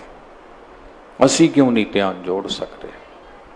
ਸਾਡਾ ਧਿਆਨ ਕੰਮਾਂ 'ਚ ਲੱਗਿਆ, ਆਸੇ ਪਾਸੇ ਲੱਗਿਆ, ਪਰਮੇਸ਼ਰ ਦੇ ਚਰਨਾਂ 'ਚ ਕਿਉਂ ਨਹੀਂ ਲੱਗਦਾ? ਥੋੜਾ ਥੋੜਾ ਅਭਿਆਸ ਜੁਟਾਉਣਾ ਪਏਗਾ ਸਾਧ ਸੰਗਤ। ਇੱਕੋ ਹੀ ਦਿਨ ਸਭ ਕੁਝ ਨਹੀਂ ਬਣ ਜਾਂਦਾ ਹੁੰਦਾ। ਚੇਤਾ ਰੱਖਣਾ, ਜਦੋਂ ਅਭਿਆਸ ਬਣ ਜਾਂਦਾ ਨਾ, ਜਦੋਂ ਤੁਸੀਂ ਸਾਈਕਲ ਸਿੱਖਿਆ ਹੋਣਾ ਚਲਾਉਣਾ, ਮੈਨੂੰ ਪਤਾ ਵਾ ਜਦੋਂ ਮੈਂ ਸਿੱਖਿਆ ਸੀ ਨਿੱਕਾ ਜਿਹਾ ਸਾਈਕਲ, ਬੜੀ ਵਾਰੀ ਡਿੱਗੇ ਸੀ, ਬੜੀਆਂ ਸੱਟਾਂ ਖਾਧੀਆਂ, ਬੜੇ ਗੋਡੇ ਗੱਟੇ ਛਿੱਲੇ ਗਏ ਸੀ। ਪਰ ਜਦੋਂ ਸਿੱਖ ਲਿਆ, ਜਦੋਂ ਉਹਦਾ ਅਭਿਆਸ ਬਣ ਗਿਆ, ਜਦੋਂ ਪ੍ਰੈਕਟਿਸ ਦੇ ਵਿੱਚ ਆ ਗਿਆ, ਫਿਰ ਇੰਨੇ ਕੁ ਨਿਪੁੰਨ ਹੋ ਗਏ, ਭਾਵੇਂ ਤੁਸੀਂ ਉਹਦੇ ਹੈਂਡਲ ਨੂੰ ਹੱਥ ਵੀ ਨਾ ਪਾਓ, ਭਾਵੇਂ ਤੁਸੀਂ 5-6 ਜਣੇ ਤੁਰੇ ਜਾਂਦੇ ਹੋ ਤੇ ਗੱਲਾਂ ਕਰਦੇ ਚਲਾਉਂਦੇ ਜਾਓ, ਭਾਵੇਂ ਤੁਹਾਡੀ ਮਰਜ਼ੀ ਆ, ਹੁਣ ਖੜੇ ਹੋ ਕੇ ਚਲਾ ਲਓ ਉਹਨੂੰ, ਉਹਦੇ ਕੈਰੀਅਰ ਤੇ ਬੈਠ ਜਾਓ, ਜਿੱਦਾਂ ਮਰਜ਼ੀ ਕਰ ਲਓ, ਕਿਉਂਕਿ ਹੁਣ ਉਹ ਚੀਜ਼ ਦਾ ਅਭਿਆਸ ਬਣ ਗਿਆ, ਹੁਣ ਉਹ ਜੀਵਨ ਜਾਂਚ ਦਾ ਹਿੱਸਾ ਬਣ ਗਈ। ਪਰ ਇੱਥੇ ਤੱਕ ਪਹੁੰਚਣ ਦੇ ਲਈ ਪਹਿਲਾਂ ਮਿਹਨਤ ਕੀਤੀ ਆ, ਇੱਕੋ ਦਮ ਨਹੀਂ ਇਹ ਬਣ ਗਿਆ। ਇੱਥੇ ਤੱਕ ਆਉਣ ਲਈ ਪਿੱਛੇ ਇੱਕ ਮਿਹਨਤ ਖੜੀ ਆ, ਪਿੱਛੇ ਇੱਕ ਪ੍ਰੈਕਟਿਸ ਖੜੀ ਆ। ਜੇ ਅਸੀਂ ਉਸ ਪ੍ਰੈਕਟਿਸ ਨੂੰ ਪਰੇ ਕਰ ਦਿਆਂਗੇ ਨਾ, ਉਸ ਮਿਹਨਤ ਨੂੰ ਪਰੇ ਕਰ ਦਿਆਂਗੇ, ਸਿਰਫ ਆ ਸਾਹਮਣੇ ਜਿਹੜੀ ਪ੍ਰਾਪਤੀ ਹੈ ਇਹੀ ਵੇਖੀ ਜਾਵਾਂਗੇ, ਫਿਰ ਨਹੀਂ ਗੱਲ ਬਣੇਗੀ। ਰੱਬ ਦੇ ਪਿਆਰੇ ਨੇ ਨਾ ਜਿਹੜੇ, ਆਪਾਂ ਕਈ ਵਾਰੀ ਗੱਲ ਕੀਤੀ ਆਪਾਂ ਬਾਬਾ ਕਬੀਰ ਜੀ ਦਾ ਸ਼ਲੋਕ, ਬਾਬਾ ਨਾਮਦੇਵ ਜੀ, ਬਾਬਾ ਤ੍ਰਿਲੋਚਨ ਜੀ ਦੀ ਵਾਰਤਾ ਕਿੰਨੇ ਵਾਰ ਆਪਾਂ ਉਹ ਸਾਂਝੀ ਕੀਤੀ ਹੈ ਨਾ। ਵੀ ਤ੍ਰਿਲੋਚਨ ਜੀ ਕੀ ਕਹਿੰਦੇ ਆ, ਉਹ ਕੀ ਕਹਿੰਦੇ ਨੇ ਜੀ, ਉਹ ਕਹਿੰਦੇ ਅਸੀਂ ਤੁਹਾਨੂੰ ਵੇਖਦੇ ਹਾਂ ਕੰਮਾਂ 'ਚ ਉਲਝੇ ਪਿਆਂ ਨੂੰ, ਉਹ ਸਾਡੇ ਸਾਹਮਣੇ ਤੁਸੀਂ ਕਿੱਥੇ ਰੱਬ ਦਾ ਨਾਮ ਜਪਦੇ ਹੋ, ਤੁਸੀਂ ਤੇ ਦੁਨਿਆਵੀ ਝਮੇਲਿਆਂ 'ਚ ਝੰਜਟਾਂ 'ਚ ਉਲਝੇ ਪਏ ਹੋ, ਹੈ ਨਾ। ਬਾਬਾ ਕਬੀਰ ਜੀ ਲਿਖਦੇ ਆ ਨਾ ਵੀ ਤ੍ਰਿਲੋਚਨ ਜੀ ਨੇ ਆਖਿਆ, ਕਾਹੇ ਛਿਪੋ ਛਾਇ ਲੈ ਰਾਮ ਨਾ ਲਾਭੋ ਚੀਤ, ਤੁਸੀਂ ਪਰਮੇਸ਼ਰ ਦੇ ਨਾਲ ਤਾਂ ਚਿੱਤੇ ਨਹੀਂ ਜੋੜਦੇ। ਤੇ ਨਾਮਦੇਵ ਜੀ ਦਾ ਅੱਗੋਂ ਜਵਾਬ ਕੀ ਸੀ ਜੀ, ਨਾਮਾ ਕਹਿ ਤਲੋਚਨਾ ਮੁਖ ਤੇ ਰਾਮ ਸੰਭਾਲ, ਹਾਥ ਪਾਉ ਕਰ ਕਾਮ ਸਭ ਚੀਤ ਨਿਰੰਜਨ। ਇੱਥੋਂ ਤੱਕ ਪਹੁੰਚਣ ਦੇ ਲਈ ਜਿਹੜੀ ਮਿਹਨਤ ਕੀਤੀ ਆ ਨਾ ਉਹਨਾਂ ਨੇ ਬਿਰਤੀ ਨੂੰ ਜੋੜ ਕੇ ਰੱਖਣ ਦੇ ਲਈ। ਕਈ ਵਾਰੀ ਕੁਝ ਸਟੰਟਮੈਨ ਆਪ ਜੀ ਨੇ ਸੜਕਾਂ ਤੇ ਵੇਖੇ ਹੋਣੇ ਆ, ਉਹ ਜਾਂਦੇ ਜਾਂਦੇ ਨਾ ਮੋਟਰਸਾਈਕਲ ਤੇ ਖੜੇ ਹੋ ਜਾਂਦੇ ਆ।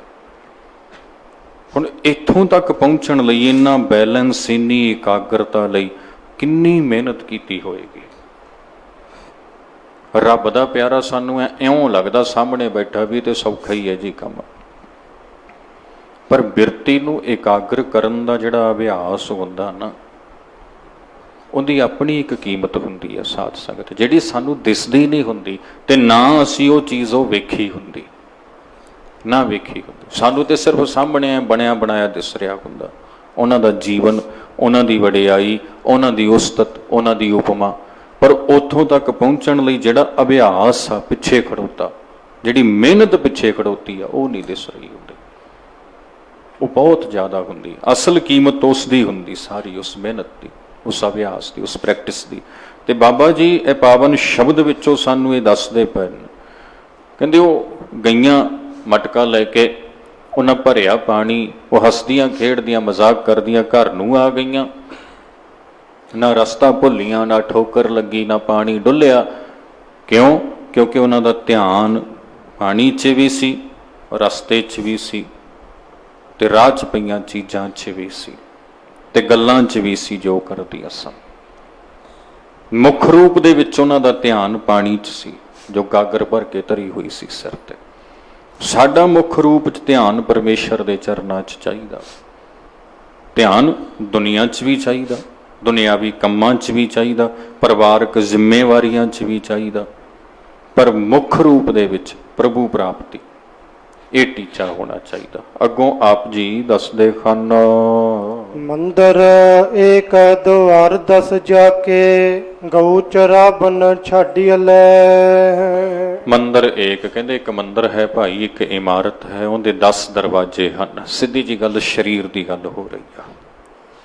9 ਦਰਵਾਜ਼ੇ ਪ੍ਰਗਟ ਕੀਏ, 10ਵਾਂ ਗੁਪਤ ਰਖਾਇਆ, ਸਰੀਰ ਦੇ 10 ਦਰਵਾਜ਼ੇ ਹਨ, ਸਰੀਰ ਦੀ ਗੱਲ ਹੋ ਰਹੀ ਹੈ। ਮੰਦਰ ਏਕ, ਇੱਕ ਮੰਦਰ, ਇੱਕ ਘਰ, ਤੇ ਉਹਦੇ 10 ਦਰਵਾਜ਼ੇ। ਇੰਨੀ ਗੱਲ ਕਹਿ ਕੇ ਬਾਬਾ ਨਾਮਦੇਵ ਜੀ ਇੱਥੇ ਚੁੱਪ ਕਰ ਗਏ, ਬਸ। ਮੰਦਰ ਏਕ ਦੁਆਰ 10 ਜਾ ਕੇ, ਇੱਥੇ ਗੱਲ ਰੋਕ ਦਿੱਤੀ। ਅੱਗੇ ਉਹਨਾਂ ਨੇ ਹੋਰ ਗੱਲ ਸ਼ੁਰੂ ਕਰ ਲਈ। ਉਹ ਕੀ ਹੈ ਜੀ, ਗਊ ਚਰਾਵਨ ਛਾਡੀ ਵਾਲੇ, ਕਹਿੰਦੇ ਭਾਈ ਇੱਕ ਗਾਂ ਨੂੰ ਚਰਨ ਵਾਸਤੇ ਆਪਾਂ ਛੱਡ ਦਿੰਨੇ ਆ। ਤੁਸੀਂ ਵੇਖਿਆ ਹੋਵੇਗਾ ਗਾਂ ਚਰਨ ਵਾਸਤੇ ਕਈ ਵਾਰੀ ਦੂਰ ਚੱਲ ਜਾਂਦੀ ਹੈ। 5 ਕੋਸ ਪਰ ਗਊ ਚਰਾਬਤ, ਚੀਤ ਸੋ ਬਛਰਾ ਰਾਖੀ ਲੈ। ਗਊ ਨਾ ਚਰਦੀ ਕੋਹਾਂ ਤੱਕ ਲੰਘ ਜਾਂਦੀ ਆ, ਮੁੜ ਕੇ ਫਿਰ ਆਪਣੇ ਟਿਕਾਣੇ ਤੇ ਆ ਜਾਂਦੀ ਆ। ਕੱਲ ਪਰਸੋਂ ਨੇ ਇੱਕ ਵੀਡੀਓ ਪਾਈ ਸੀ, ਕਿਸੇ ਨੇ, ਹਾਥੀਆਂ ਦਾ ਇੱਕ ਗਰੁੱਪ ਸੀ, ਕਈ ਹਾਥੀ ਸਨ ਉਹ ਗਰੁੱਪ ਦੇ ਵਿੱਚ, 20 ਦੇ ਕਰੀਬ ਸ਼ਾਇਦ ਉਹ ਹੋਣੇ ਆ, ਮੈਂ ਉਹ ਵੇਖ ਰਿਹਾ ਸਾਂ ਉਹਨੂੰ। ਉਹਨਾਂ ਨੂੰ ਕਹਿੰਦੇ ਜੰਗਲ ਚੋਂ ਕੱਢ ਕੇ ਨਾ ਛੱਡ ਦਿੱਤਾ ਕਿਸੇ ਸਭਾ ਨੇ, ਸੁਸਾਇਟੀ ਨੇ, ਬਈ ਵੇਖੀਏ ਕਿੱਥੇ ਚੱਕ ਜਾਂਦੇ ਨੇ, ਕਿੱਡੀ ਦੂਰ ਜਾਂਦੇ ਨੇ, ਤੇ ਮੁੜ ਕੇ ਇੱਥੇ ਆ ਜਾਂਦੇ ਨੇ, ਤੇ ਕਿਵੇਂ ਆਉਂਦੇ ਨੇ। ਤੇ ਹੈਰਾਨੀ ਦੀ ਗੱਲ, ਉਹਨਾਂ ਹਾਥੀਆਂ ਨੇ ਨਾ 500 ਮੀਲ ਦਾ ਸਫ਼ਰ ਤੈਅ ਕੀਤਾ, 500 ਮੀਲ ਦਾ ਸਫ਼ਰ। ਉਹਨਾਂ ਨੂੰ ਲੋਕੇਸ਼ਨ ਦਾ ਕੋਈ ਪਤਾ ਨਹੀਂ, ਉਹਨਾਂ ਨੂੰ ਰਾਹਾਂ ਦਾ ਕੋਈ ਪਤਾ ਨਹੀਂ, ਉਹਨਾਂ ਨੂੰ ਟਿਕਾਣਿਆਂ ਦੀ ਕੋਈ ਸਮਝ ਨਹੀਂ, ਉਹਨਾਂ ਨੂੰ ਕਿਸੇ ਨੇ ਦੱਸਿਆ ਨਹੀਂ। ਉਹ ਜਿਹੜੀ ਜਥੇਬੰਦੀ ਨੇ ਕੰਮ ਕੀਤਾ, ਉਹਨਾਂ ਨੇ ਸਿਰਫ ਇੱਕ ਕੈਮਰਾ ਲਾ ਦਿੱਤਾ ਪੱਕਾ ਉੱਪਰ, ਉਹਨਾਂ ਦੇ ਕੁਝ ਬੰਦਿਆਂ ਦੀ ਡਿਊਟੀ ਲਾ ਦਿੱਤੀ ਵੀ ਬਸ ਨਿਗਾਹ ਰੱਖਣੀ ਹੈ ਜਾਂਦੇ ਕਿੱਥੇ ਨੇ, ਕੀ ਕਰਦੇ ਨੇ, ਹੋਰ ਕੁਛ ਨਹੀਂ ਕਰਨਾ। ਤੇ ਉਹ ਹੈਰਾਨੀ ਇਸ ਗੱਲ ਦੀ, ਕਹਿੰਦੇ 500 ਮੀਲ ਦਾ ਸਫ਼ਰ ਤੈਅ ਕਰਕੇ ਉਹ ਜਿੱਥੋਂ ਭੇਜੇ ਸੀ ਨਾ ਉੱਥੇ ਹੀ ਆ ਗਏ ਦੁਬਾਰੇ ਫਿਰ ਉਹ ਉੱਥੇ ਹੀ ਆ ਗਿਆ ਗਰੁੱਪ, ਫਿਰ ਉਹ ਉੱਥੇ ਹੀ ਰਹਿਣ ਲੱਗ ਪਏ। ਉਹ ਕਹਿੰਦੇ ਅਸੀਂ ਹੈਰਾਨ ਆ, ਇਹਨਾਂ ਨਿਸ਼ਾਨੀ ਕਿਵੇਂ ਰੱਖ ਲਈ, ਜਿਹੜੇ ਰਾਹ ਲੰਘੇ ਸੀ ਉਸ ਰਾਹ ਮੁੜ ਕੇ ਨਹੀਂ ਆਏ, ਵਾਪਸ ਕਿਤੇ ਹੋਰ ਆਏ ਨੇ ਤੇ ਟਿਕਾਣਾ ਆਪਣਾ ਉੱਥੇ ਹੀ ਪਹੁੰਚ ਗਏ ਨੇ ਜਿੱਥੋਂ ਗਏ। ਹੁਣ ਦੀ ਗੱਲ ਆ ਸਾਰੀ, 2-4 ਦਿਨਾਂ ਦੀ ਗੱਲ ਮੈਂ ਵੇਖੀ ਸੀ। ਉਹ ਕਿਵੇਂ ਪਛਾਣ ਆ ਗਈ। ਕੁਦਰਤ ਨੇ ਨਾ ਆਪਣੇ ਟਿਕਾਣੇ ਦੀ ਸਮਝ ਹਰ ਇੱਕ ਨੂੰ ਦਿੱਤੀ ਆ। ਗੁਰੂ ਸਾਹਿਬ ਕਹਿੰਦੇ ਨਾ, ਊਡੈ ਊਡ ਆਵੈ ਸੈ ਕੋਸਾਂ, ਤਿਸ ਪਾਛੈ ਬਚਰੇ ਛਰਿਆ, ਤਨ ਕਵਣ ਖਲਾਵੈ ਕਵਣ ਚੁਗਾਵੈ, ਮਨ ਮੈਂ ਸਿਮਰਨ ਕਰਿਆ। ਇਹ ਜਿਹੜੀ ਆਪਣੇ ਟਿਕਾਣੇ ਦੀ ਸੋਝੀ ਆ ਨਾ, ਹਰ ਇੱਕ ਨੂੰ ਦਿੱਤੀ ਆ, ਮਨੁੱਖ ਨੂੰ ਵੀ ਦਿੱਤੀ ਆ। ਬਸ ਫਰਕ ਇੰਨਾ ਵਾ ਵੀ ਬਾਕੀ ਚੇਤਾ ਰੱਖ ਲੈਂਦੇ ਆ ਤੇ ਮਨੁੱਖ ਭੁੱਲ ਜਾਂਦਾ ਸਾਡਾ ਟਿਕਾਣਾ ਕੀ ਆ, ਅਸਲ ਅਸੀਂ ਪਹੁੰਚਣਾ ਕਿੱਥੇ ਆ, ਚੱਲੇ ਕਿੱਥੋਂ ਸਾਂ, ਫਿਰ ਕਿੱਥੇ ਰਹੇ ਆ, ਮੁੜ ਕੇ ਕਿੱਥੇ ਆਉਣਾ, ਮਨੁੱਖ ਭੁੱਲ ਜਾਂਦਾ। ਬਾਕੀਆਂ ਨੂੰ ਚੇਤਾ ਰਹਿ ਜਾਂਦਾ ਉਹਨਾਂ ਦਾ ਟਿਕਾਣਾ, ਤੇ ਉਹ ਗੇੜੇ ਗੂੜੇ ਦੇ ਕੇ ਆਪਣੇ ਟਿਕਾਣੇ ਤੇ ਮੁੜ ਕੇ ਆ ਜਾਂਦੇ। ਮਹਾਰਾਜ ਜੀ ਹੁਣ ਇਤੋਂ ਕਹਿਣ ਲੱਗੇ, 5 ਕੋਸ ਪਰ ਗਊ ਚਰਾਵਤ, ਕਹਿੰਦੇ ਕੋਹਾਂ ਤੱਕ ਚਰਦੀ ਚਰਦੀ ਗਾਂ ਲੰਘ ਜਾਂਦੀ ਆ, ਪਰ ਚੀਤ ਸੋ ਬਛਰਾ ਰਾਖੀ ਹਲੇ, ਉਹਨੂੰ ਪਤਾ ਵਾ ਮੈਂ ਆਪਣੇ ਬੱਚੇ ਨੂੰ ਕਿੱਥੇ ਛੱਡ ਕੇ ਆਈ ਸੀ, ਚਰ ਚੁਰ ਕੇ ਮੁੜ ਕੇ ਆਪਣੇ ਟਿਕਾਣੇ ਤੇ ਆ ਜਾਂਦੀ ਆ।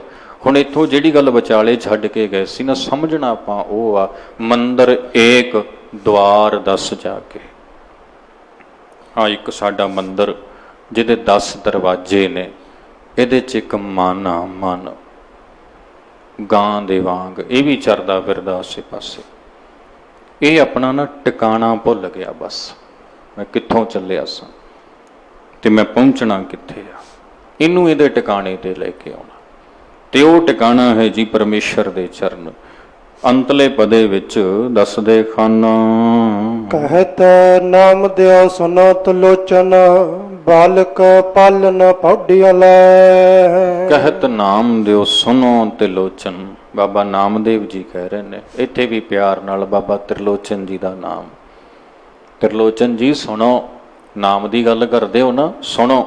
ਬਾਲਕ ਪਾਲਨ ਪੌੜੀਆਂ ਲੈ, ਕਹਿੰਦੇ ਜਿੱਦਾਂ ਨਾ ਇੱਕ ਸਵਾਣੀ, ਇੱਕ ਮਾਂ ਆਪਣੇ ਨਿੱਕੇ ਜਿਹੇ ਨਿਆਣੇ ਨੂੰ ਪੰਘੂੜੇ 'ਚ ਪਾ ਕੇ ਉਹਨੂੰ ਝੂਟੇ ਦੇ ਕੇ ਉਹਨੂੰ ਸਵਾ ਦਿੰਦੀ ਆ, ਤੇ ਉਹ ਨਿਆਣਾ ਉਸ ਪੰਘੂੜੇ 'ਚ ਪਿਆ ਝੂਟੇ ਲੈਂਦਾ, ਸੌਂ ਜਾਂਦਾ ਹੈ। ਅੰਤਰ ਬਾਹਰ ਕਾਜ ਬਿਰੁਦੇ, ਚੀਤ ਸੋ ਬਾਰਕ ਰਾਖੀ ਲੈ। ਅੰਤਰ ਬਾਹਰ ਕਾਜ ਬਿਰੋਧੀ, ਉਹ ਬੀਬੀ ਉਹ ਮਾਈ ਆਪਣੇ ਘਰ ਦੇ ਅੰਦਰ ਬਾਹਰ ਆਪਣੇ ਕੰਮਾਂ 'ਚ ਰੁੱਝੀ ਹੋਈ ਹੁੰਦੀ ਆ। ਚੀਤ ਸੋ ਬਾਰਕ ਰਾਖੀ ਲੈ, ਪਰ ਕੰਮਾਂ 'ਚ ਉਲਝੀ ਹੋਈ ਵੀ ਨਾ ਆਪਣਾ ਚਿੱਤ ਆਪਣੇ ਬੱਚੇ 'ਚ ਰੱਖਦੀ ਆ, ਬਾਰ-ਬਾਰ ਦੇਖਦੀ ਆ ਉਹਨੂੰ ਜਾ ਕੇ, ਪਿਆ ਠੀਕ ਆ, ਉੱਠ ਤੇ ਨਹੀਂ ਖੜਿਆ, ਰੋ ਤੇ ਨਹੀਂ ਰਿਹਾ, ਬਾਰ-ਬਾਰ ਉਹਨੂੰ ਆਪਣੇ ਕੰਮ ਵੀ ਉਹਨੇ ਕਰਨੇ ਨੇ ਤੇ ਆਪਣਾ ਧਿਆਨ ਆਪਣੇ ਬੱਚੇ 'ਚ ਵੀ ਰੱਖਣਾ। ਮਨ ਰਾਮ ਨਾਮਾ ਬੇਦੀ ਅਲੇ, ਪਰਮੇਸ਼ਰ ਦੇ ਚਰਨਾਂ 'ਚ ਆਪਣੇ ਮਨ ਨੂੰ ਏਦਾਂ ਜੋੜ ਕੇ ਰੱਖਣਾ ਵਾ। 2 ਤਰੀਕੇ ਨੇ ਸਾਧ ਸੰਗਤ, ਇੱਕ ਮੁੱਖ ਪ੍ਰਯੋਜਨ ਹੈ ਸਾਡਾ ਤੇ ਇੱਕ ਸਾਡੇ ਬਾਕੀ ਕਾਰਜ ਨੇ। ਸਾਡਾ ਮੁੱਖ ਪ੍ਰਯੋਜਨ, ਮੁੱਖ ਕਾਰਜ ਸਾਡਾ ਹੈ ਪਰਮੇਸ਼ਰ ਦੀ ਪ੍ਰਾਪਤੀ, ਗੋਬਿੰਦ ਮਿਲਣ ਕੀ ਹੈ ਤੇਰੀ ਵਰੀਆ। ਬਾਕੀ ਕਾਰਜ ਸਾਡੇ ਬਾਅਦ ਦੇ। ਤੇ ਇਹ ਹੁਣ ਆਪਾਂ ਤੈਅ ਕਰਨਾ ਵਾ ਬਈ ਆਪਣੀ ਸੁਰਤ ਹੈ ਜਿਹੜੀ, ਉਹ ਮੁੱਖ ਕਾਰਜ ਵਿੱਚ ਕਿੰਨੀ ਕੁ ਲੱਗੀ ਆ ਜਾਂ ਕਿੰਨੀ ਕੁ ਲਾਉਣੀ ਆ, ਤੇ ਬਾਕੀ ਕਾਰਜ ਨੇ ਜੋ ਦੁਨਿਆਵੀ ਮੋਹ ਮਾਇਆ ਦੇ, ਉਹਨਾਂ 'ਚ ਕਿੰਨੀ ਕੁ ਲੱਗੀ ਹੈ ਤੇ ਕਿੰਨੀ ਕੁ ਅਸੀਂ ਲਾਉਣੀ ਹੈ। ਗੁਰੂ ਸਾਹਿਬ ਨੇ ਦੋਵੇਂ ਚੀਜ਼ਾਂ ਸਾਡੇ ਸਾਹਮਣੇ ਰੱਖ ਦਿੱਤੀਆਂ। ਮੁੱਖ ਰੂਪ 'ਚ ਪਰਮੇਸ਼ਰ ਦੀ ਪ੍ਰਾਪਤੀ ਵਾਸਤੇ ਲਾਉਣਾ ਭਾਈ, ਬਾਕੀ ਕਾਰਜਾਂ 'ਚ ਵੀ ਲਾ ਕੇ ਰੱਖਣਾ, ਇਹ ਨਹੀਂ ਵੀ ਬਾਕੀ ਪਾਸਿਓਂ ਤੋੜ ਲੈਣਾ। ਮਨ ਬਾਕੀ ਕੰਮਾਂ 'ਚ ਵੀ ਲੱਗੇ, ਮੁੱਖ ਰੂਪ ਦੇ ਵਿੱਚ ਪਰਮੇਸ਼ਰ ਦੀ ਪ੍ਰਾਪਤੀ ਵਾਲੇ ਪਾਸੇ ਲੱਗੇ। ਇਹ ਸ਼ਬਦ ਦਾ ਮੁੱਖ ਭਾਵ ਸਿਮਰਨ, ਨਾਮ ਦੀ ਜੁਗਤ ਜਿਹਦੀ ਆਪਾਂ ਗੱਲ ਕੀਤੀ ਸੀ ਨਾ, ਉਹਦੀਆਂ ਬਖਸ਼ਿਸ਼ਾਂ ਤੇ ਬਰਕਤਾਂ ਦੀ ਗੱਲ ਕੀਤੀ ਸੀ। ਉਹ ਜੁਗਤ ਆ ਸ਼ਬਦ ਦੇ ਅੰਦਰ ਇੰਨੇ ਪਿਆਰ ਇੰਨੇ ਸੌਖੇ ਤਰੀਕੇ ਨਾਲ ਦੱਸੀ ਗਈ ਆ, ਅਸੀਂ ਦਾਅਵਾ ਕਰ ਸਕਦੇ ਹਾਂ ਕਿਸੇ ਕਿਤਾਬ 'ਚ ਕਿਸੇ ਗ੍ਰੰਥ 'ਚ ਇੰਨੇ ਸੌਖੇ ਤਰੀਕੇ ਨਾਲ ਲਿਖੀ ਹੋਈ ਨਹੀਂ ਮਿਲ ਸਕਦੀ ਜਿੰਨੀ ਬਾਬਾ ਨਾਮਦੇਵ ਜੀ ਨੇ ਸਰਲ ਤੇ ਸੌਖੇ ਤਰੀਕੇ ਨਾਲ ਬਹੁਤ ਵੱਡੀ ਵਿਚਾਰ ਸਾਨੂੰ ਆ ਸ਼ਬਦ ਵਿੱਚੋਂ ਸਮਝਾ ਦਿੱਤੀ ਹੋਈ ਹੈ। ਸੋ ਯਤਨ ਕਰੀਏ, ਮਨ ਨੂੰ ਮੁੱਖ ਰੂਪ ਦੇ ਵਿੱਚ ਪ੍ਰਭੂ ਚਰਨਾਂ 'ਚ ਜੋੜ ਕੇ ਰੱਖੀਏ ਤੇ ਬਾਕੀ ਜੋ ਸਾਡੇ ਦੁਨਿਆਵੀ ਕਾਰਜ ਹਨ ਲੋੜ ਮੁਤਾਬਕ ਉਹਨਾਂ ਵਿੱਚ ਵੀ ਜਿੰਨਾ ਕੁ ਚਾਹੀਦਾ ਹੈ ਉਹਨਾਂ ਕੁ ਜੋੜ ਕੇ ਰੱਖਣਾ ਕਰੀਏ ਤਾਂ ਜੋ ਆਪਣਾ ਜਨਮ ਜੀਵਨ ਸਫਲ ਸੁਖੀਆ ਸੁਹੇਲਾ ਹੋਵੇ। ਸਮੇਂ ਮੁਤਾਬਕ ਬੇਨਤੀ ਨੂੰ ਇੱਥੇ ਸੰਕੋਚਦੇ ਹਾਂ। ਸਾਡੇ ਅਤੀ ਸਤਿਕਾਰਯੋਗ ਭਾਈ ਸਾਹਿਬ ਭਾਈ ਗੁਰਮੇਲ ਸਿੰਘ ਜੀ ਹਜ਼ੂਰੀ ਰਾਗੀ ਗੁਰਦੁਆਰਾ ਗੁਰਸਾਗਰ ਮਸਤੂਆਣਾ ਸਾਹਿਬ ਤਿੰਨਾਂ ਦਾ ਜਥਾ ਦਰਬਾਰ ਸਾਹਿਬ ਦੇ ਵਿੱਚ ਪਹੁੰਚ ਚੁੱਕਿਆ ਹੈ।